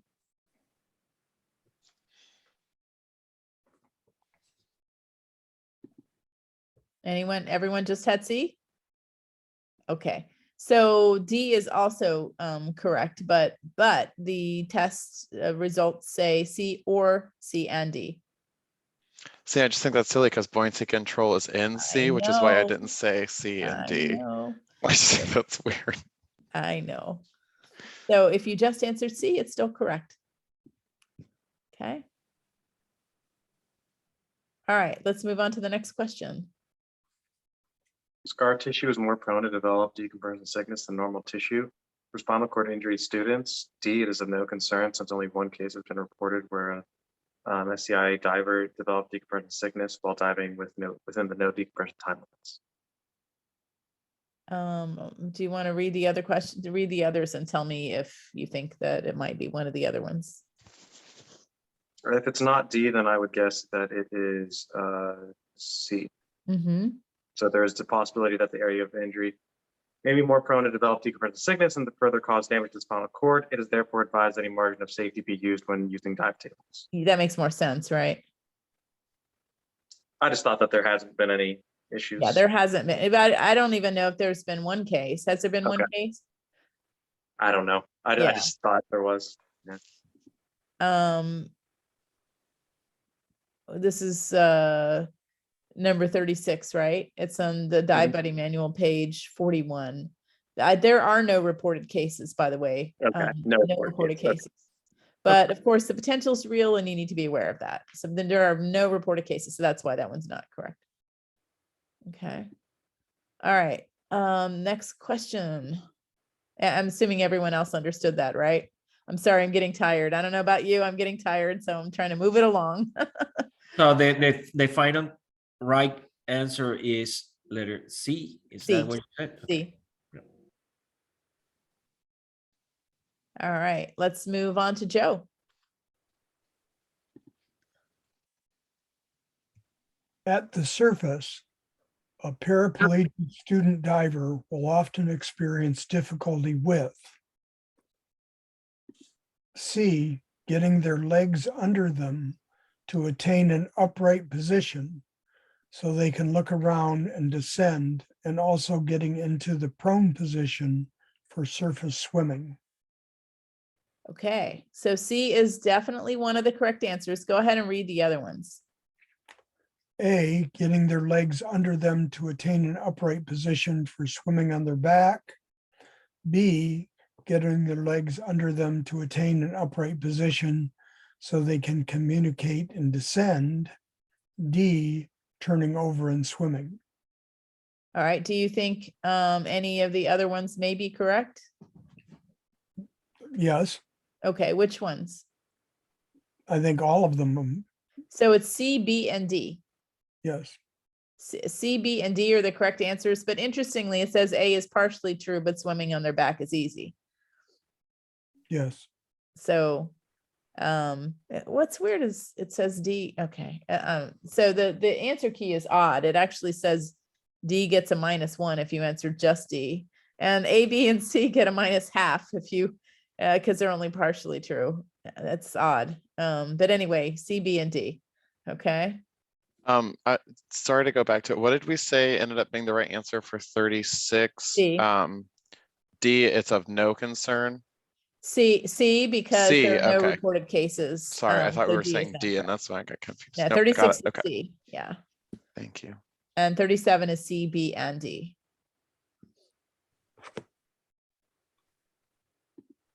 All right. And again, you know, I don't think this is a really well-written exam, so I'm having some liberty here with, as long as we all understand why it's correct. All right, 38. Various disabilities can result in the thermal control irregularities, such as, I put C, overheating due to the inability to sweat, tendency towards chilling due to loss of extremities, and reduced circulation. So you put C. Correct. Did anyone have anything else? I have D. I also have D as in dog. Okay. Anyone else? What did you have?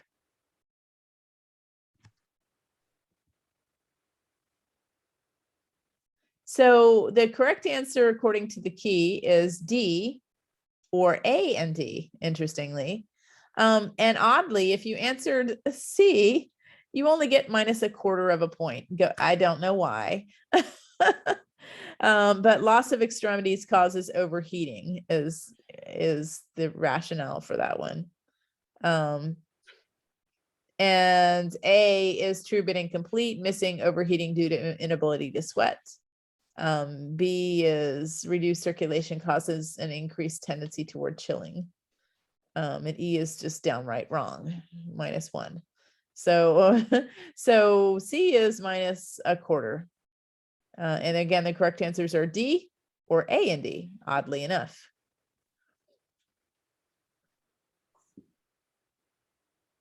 Anyone have questions about that? All right, let's move on then. Accessibility considerations for resorts, classroom, and pool facilities include, I have E, A, B, and C are correct. Okay, did everyone have E? Good job. Next.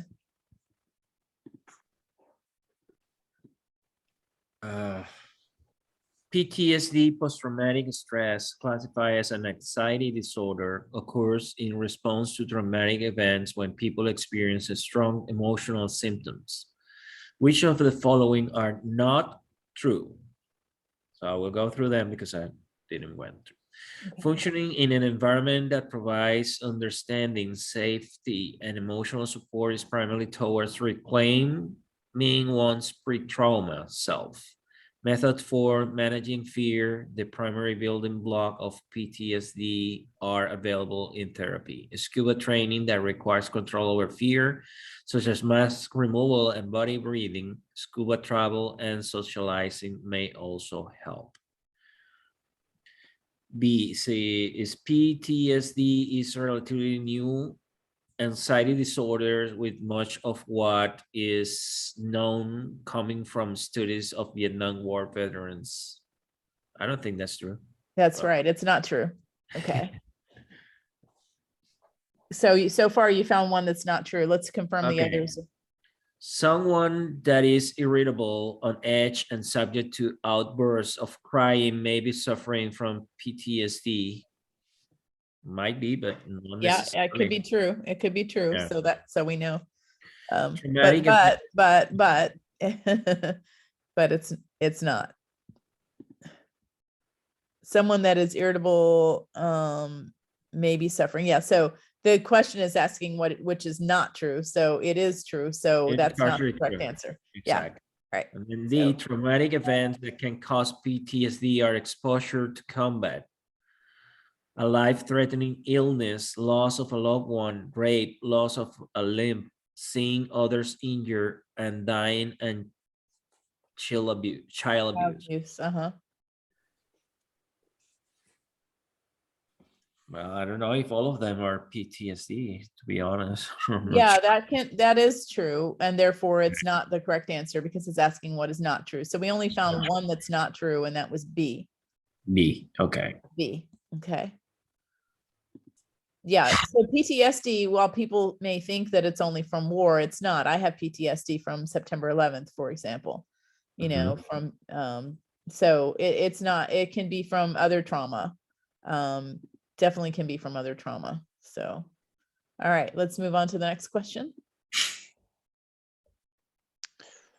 41, beach diving presents the mobility impaired diver with natural barriers, namely stairs and sand. Which of the following are correct?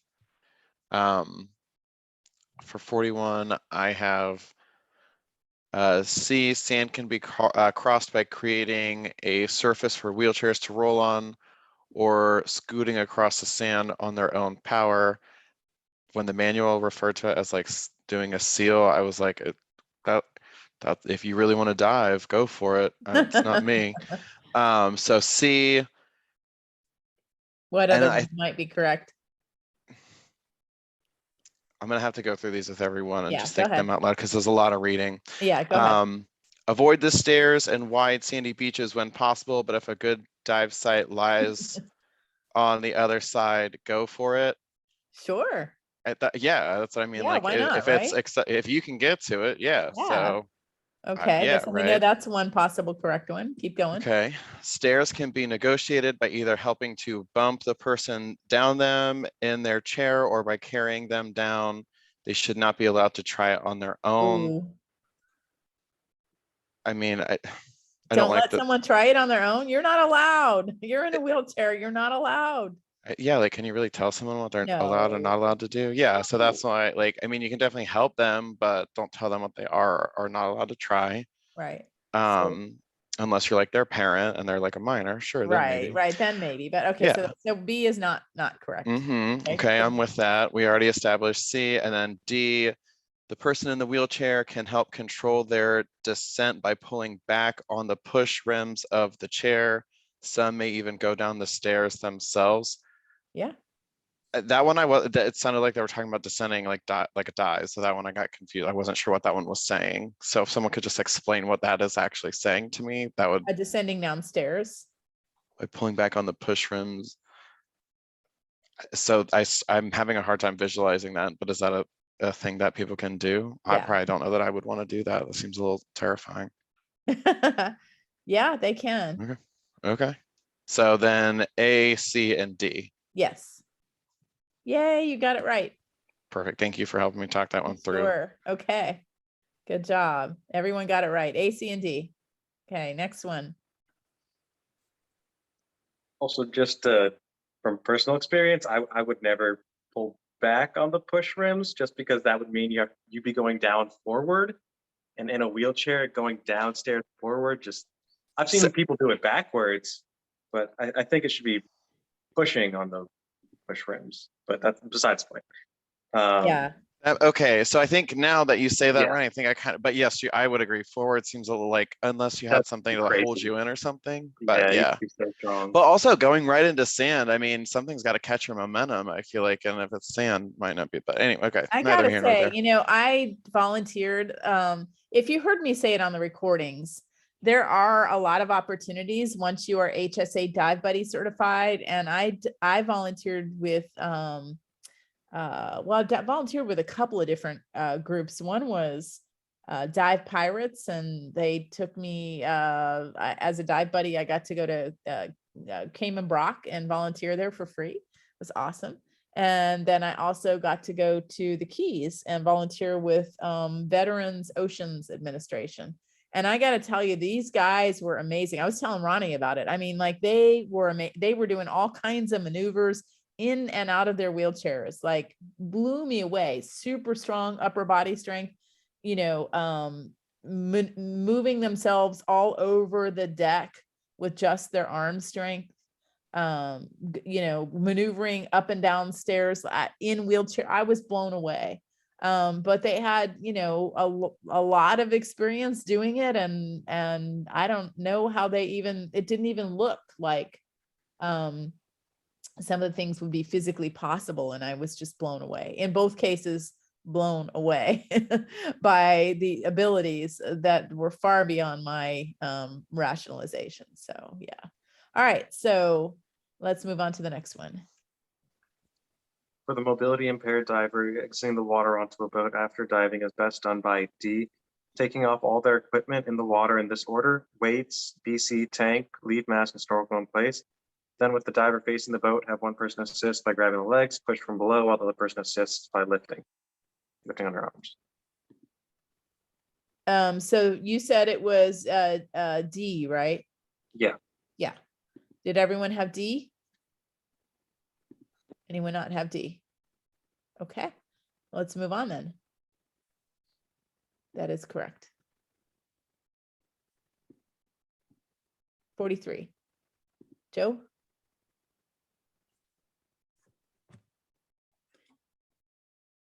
Onboarded dive boat, it's extremely important for the mobility and sight impaired diver too. And I had all of the above will work. Yeah, did everyone have E? Anyone not have E?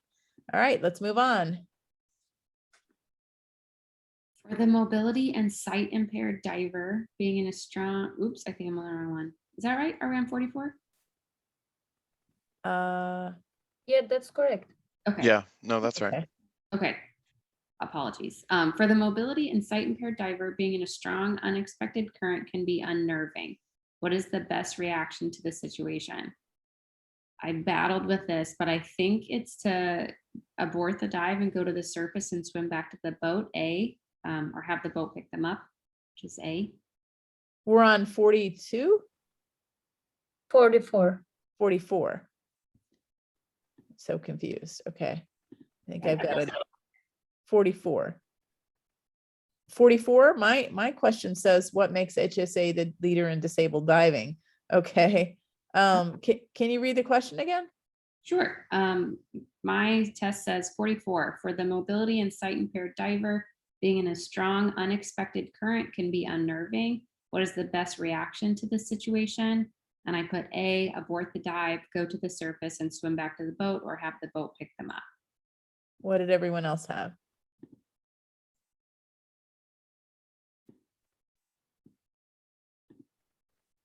This one was hard for me as well. I had it starred. I always want to, like, my gut always says do what you can to like finish the dive. So like try and get them to swim into the current a little bit. You know, if that's possible, get them to a little bit of a better position. So maybe that, you know, you can get a little bit more up current and then drift down to finish the dive. But I really wish there was more of an answer of like, gauge your buddy's like demeanor kind of to really know what you're going to do next, because that would really be like, if they looked like they were really panicking, I'm going to abort the dive. But it's hard to communicate underwater. So I don't know. I like the don't give up, swim into the current and finish the dive. The other one I liked partially was get to the bottom, because the current's usually never as strong, depending on where you're at. But like, that's definitely what I've noticed, at least like on our PC boat dives. But using natural features such as rocks to pull themselves along. I know we don't like that, like to have people touching things on dives. So that was the only reason I didn't really like that one. I'm just so confused about how we managed to have different versions of the exam. So I'm just trying to find it. Anyone else have thoughts about that while I'm finding your version? I'm like a safety first guy. Yeah. You know, if you're getting unexpected surprises, especially with somebody sight impaired, I mean, that can be a freaky situation. You know, when in doubt, abort the dive, go to the surface and go back to the boat and, Yeah. you know, be safe. Yeah, I would go I with agree with option that. A as well.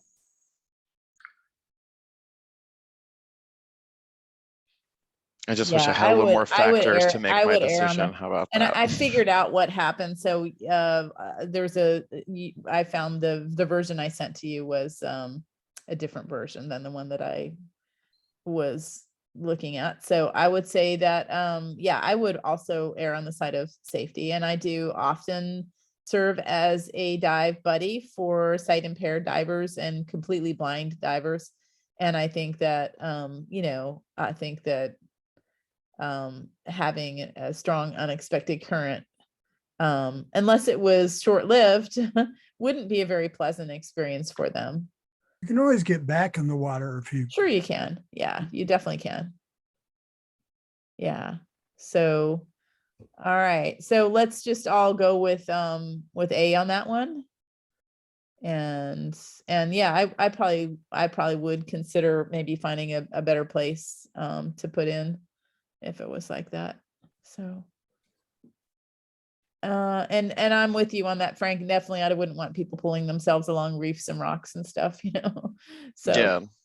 I mean, and again, like if we were diving and the current picked up, but they looked like they were just getting it and not having a problem, well, okay, let's keep moving, you know. yeah, That's you the know, only other. Roberto mentioned the Galapagos before, and that's one of my favorite places in the world to scuba dive. I've spent 2 trips of a lifetime there, living on a boat in the middle of the Galapagos Islands, scuba diving. And I cannot say how much I love it, love it, love it. And I rarely return to a place a second time because I want to explore everywhere. I've been to 88 countries and I love diving and, you know, but the Galapagos, I would go back over and over and over again. Now, the sad thing about the Galapagos is there's not really reefs, pretty reefs there. It is a lot of rocks and the currents are very strong. And there have been times when pretty much everyone uses what's called a reef hook, and you use a hook and you do pull yourselves along the rocks there. But you use a device called a reef hook. Have you used one, Victor, in your diving? Yeah. So I'll show you one maybe next time we're all diving. I'll show you what it looks like and how it works. And it is pretty cool because in the Galapagos, the currents are strong, which brings in like hundreds of hammerheads and hundreds of spotted eagle rays and manta rays at a time. And so typically what you do is you drift dive, you are flying, and then we're like, oh, here's a good place. And we all agree, everyone puts their hook in the rocks. They're really not reefs. You know, they're dead reefs. And then you inflate your BC so that you're basically floating and this thing is holding you. And so the current is, you know, basically keeping you upright. And you just sit there and you just relax and watch it. And when you're ready to leave, you deflate your BC, you undo the reef hook, you wind it back up, you put it away, and you sail off into the current. So it is pretty cool. All right, let's move on to the next question then. That does sound pretty cool. It is fun. I think we skip Steven, so maybe Steven can do Oh, 45. thank you. Yeah, thank All you. good. Accessibility means that a person in a wheelchair can, without assistance, conveniently access and use all available facilities. Good examples of accessibility requirements are, I put E, all of the above. Everyone have E? Yes. All right, next question. Okay, 46. At the surface, the hearing impaired scuba diver must have E, all the above.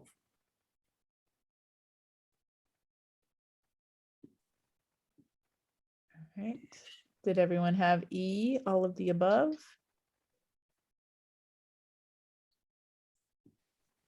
I had A. Aha, okay. Yeah, I had A as well. So A is one of the correct ones. What is another correct one? I had C. Yeah, C is the other correct one. Okay, so A is correct because it's the normal buddy system, and C is correct because visual contact is critical.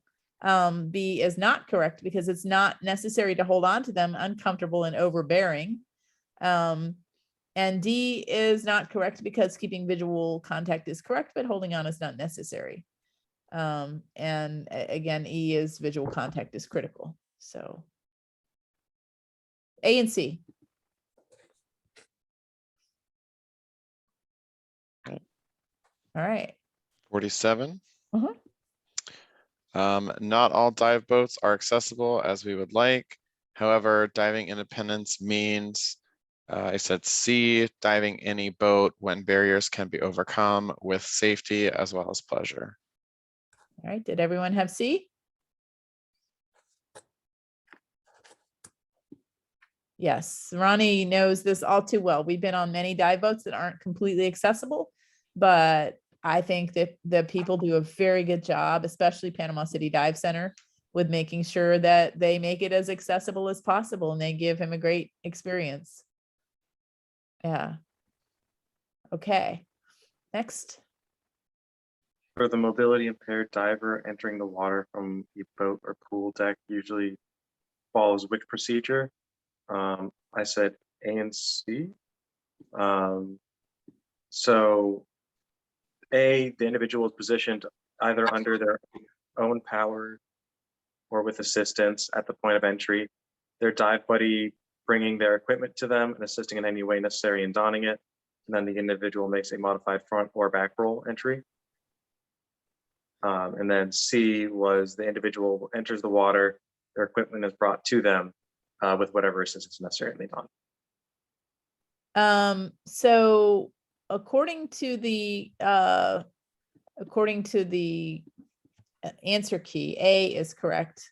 Okay. And C says this is a very difficult and uncomfortable technique, and it should only be used under very special circumstances. Okay. So let's all just go with A. Did anyone have anything else besides that? And if not, do you understand why A is correct? All right. Okay, let's move on to 49 then.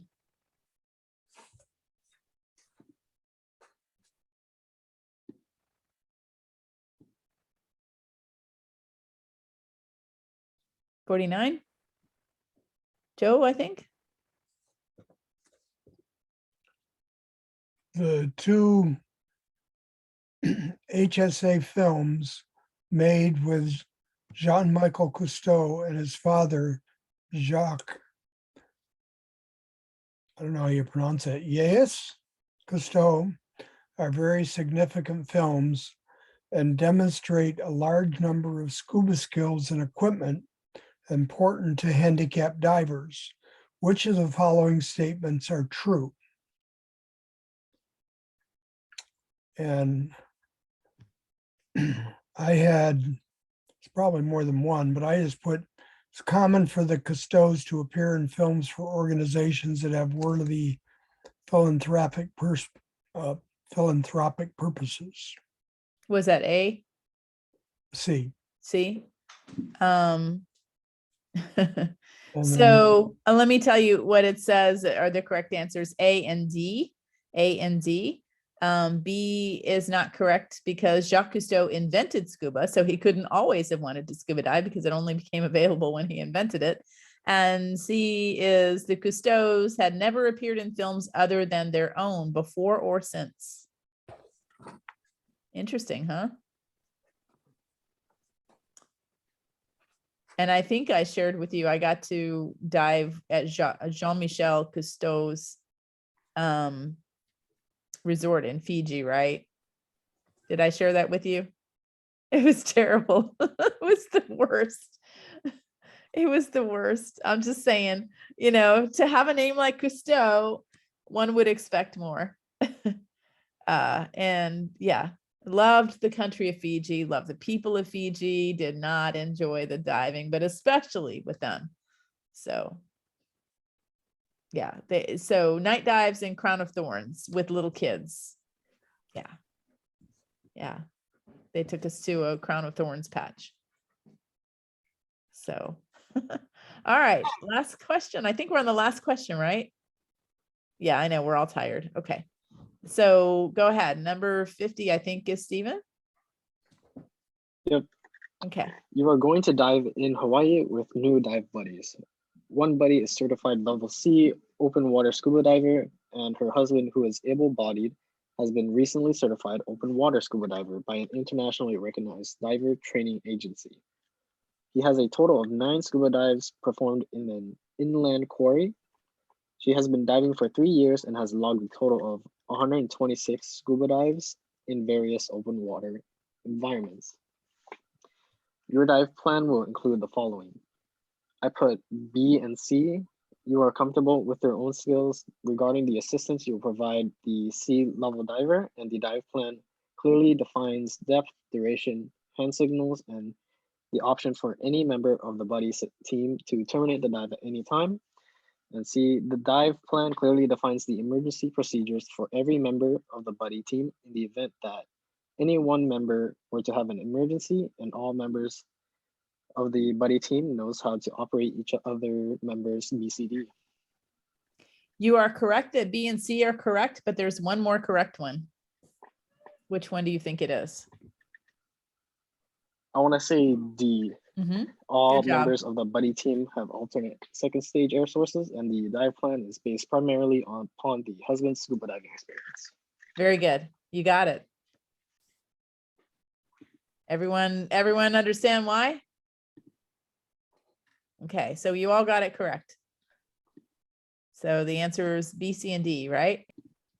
B, C, and D. So go ahead and add the total number wrong. Now remember, some of them were only worth a half or a quarter. Take that value times 2 and subtract it from 100. So if you missed, you know, a half a point on one and a quarter point on the other, then you're good. Okay.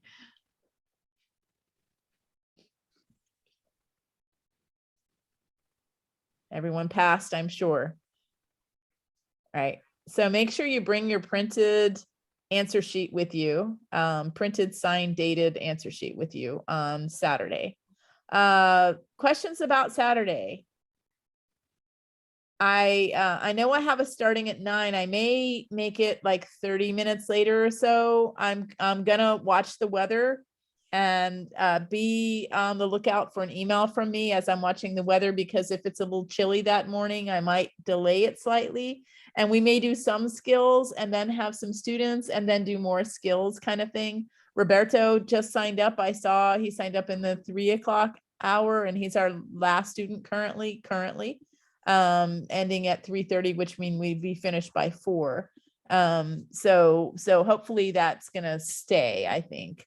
The worst case scenario, we'd be there till 5, but not everybody who's already certified has to stay. So like Ronnie's already certified. Okay. So any questions? All right, Gizem, you want to introduce yourself before we say goodnight? Yeah, of course. Hi everyone, I'm Gizem Solmaz. I am dive master in training with Gabrielle. What else? I need to talk. You've gotten to be an HSA dive buddy already, have you not? Yes, I took the exam. I did like all other qualifications last year, but it's one of my favorite class. So I'm so excited, especially for pool session. I just want to see you all when you were trying the skills for the first time. It's really, I don't know. It was a worthwhile experience for me to like practice in the pool for HSA diving. And I get to meet with Roberto thanks to like this diving. So I'm just so excited for this Saturday. Yes, Gizem is one of Roberto's HSA dive buddies. And like she said, the pool session is fun. I mean, it's going to be challenging, but it's going to be fun. It's going to open your eyes to things. You're going to get the experience of, you know, at least a hint of what it feels like to have a disability. I mean, I'm sure even Ronnie, when you got to be, you know, have your arms and legs tied together to be quadriplegic, it felt pretty disconcerting, right? You know, and so, or being blind, having a blacked out mask, you know, so it's all, I think, a really great learning. Being blind was I don't know. I remember I had so hard time to trust, like, even though like Ronnie and Bill, like I know them forever now, like I trust them with my whole heart, but like it was so hard for me to, like Gabrielle was like, Gizem, it's just, you need to calm down, because I was breathing so fast, they couldn't make me like descend. But definitely, like I just don't want to break the surprise for you, but I just cannot wait, you guys trying. Yeah, it's fun to try. And then the checkout dives are really important too, because then you get to experience it at depth, which is even more interesting, right? And so I know the last time we had HSA checkout dives, I had one student who panicked at depth. I'm right there, so I can jump in at any time. And so this student panicked, who was the one in control of the other diver, and left him. And the person left was Bill, and he was a good sport about it. But I jumped in and grabbed Bill, and we debriefed, and I had the student who panicked try again, and it was fine. But yeah, so I'm right there if anything happens, and just know that I'm not going to let anything happen to you. And it is a good experience, because then you have an opportunity to actually, you know, have at least a taste of what it feels like when you're dependent on other people. So, and also how rewarding it can be. So the fun thing to me is that you're going to get on Saturday, you're going to get to experience it, and immediately you're going to get to help people. So our very first students, after you've had a chance to experience some disabilities, we're going to have two students. They're a couple, and one has cerebral palsy, and he needs to wear the full face mask. And the other one, I think she's doing really well. She's got a traumatic brain injury, and the goal is to get him nice and calm and get to experience, you know, using the mask more efficiently, and hopefully get them to enjoy diving. And we have all kinds of other people signed up too. Roberto, thank you for signing up as well. Did you learn some things from us talking about the exam as well? Yeah, it was nice. It was like some trivia questions, listening. Right. Even about muscular dystrophy. So there you go. Yeah. Well, thank you all for being here. And Gizem, I see your DM, and I'll hang out with you. So, all right, everyone, I will be in touch with you by email. Don't forget to have all of your paperwork printed and bring it on Saturday. Okay. Does everyone have their own scuba gear? Does anyone need to borrow any gear? Okay, great. So I need to borrow reg, if that's okay. Yeah, you can borrow reg, no problem. So yeah, I was going to say, if you do need anything, just message me, and I'll be bringing a lot of adaptive equipment too for everyone to try. Okay. All right. Thank you all so much. I'll be in touch. Thank you. Thanks, All right. everyone. Good night. Great seeing you all, guys. All right. Good night. Good night.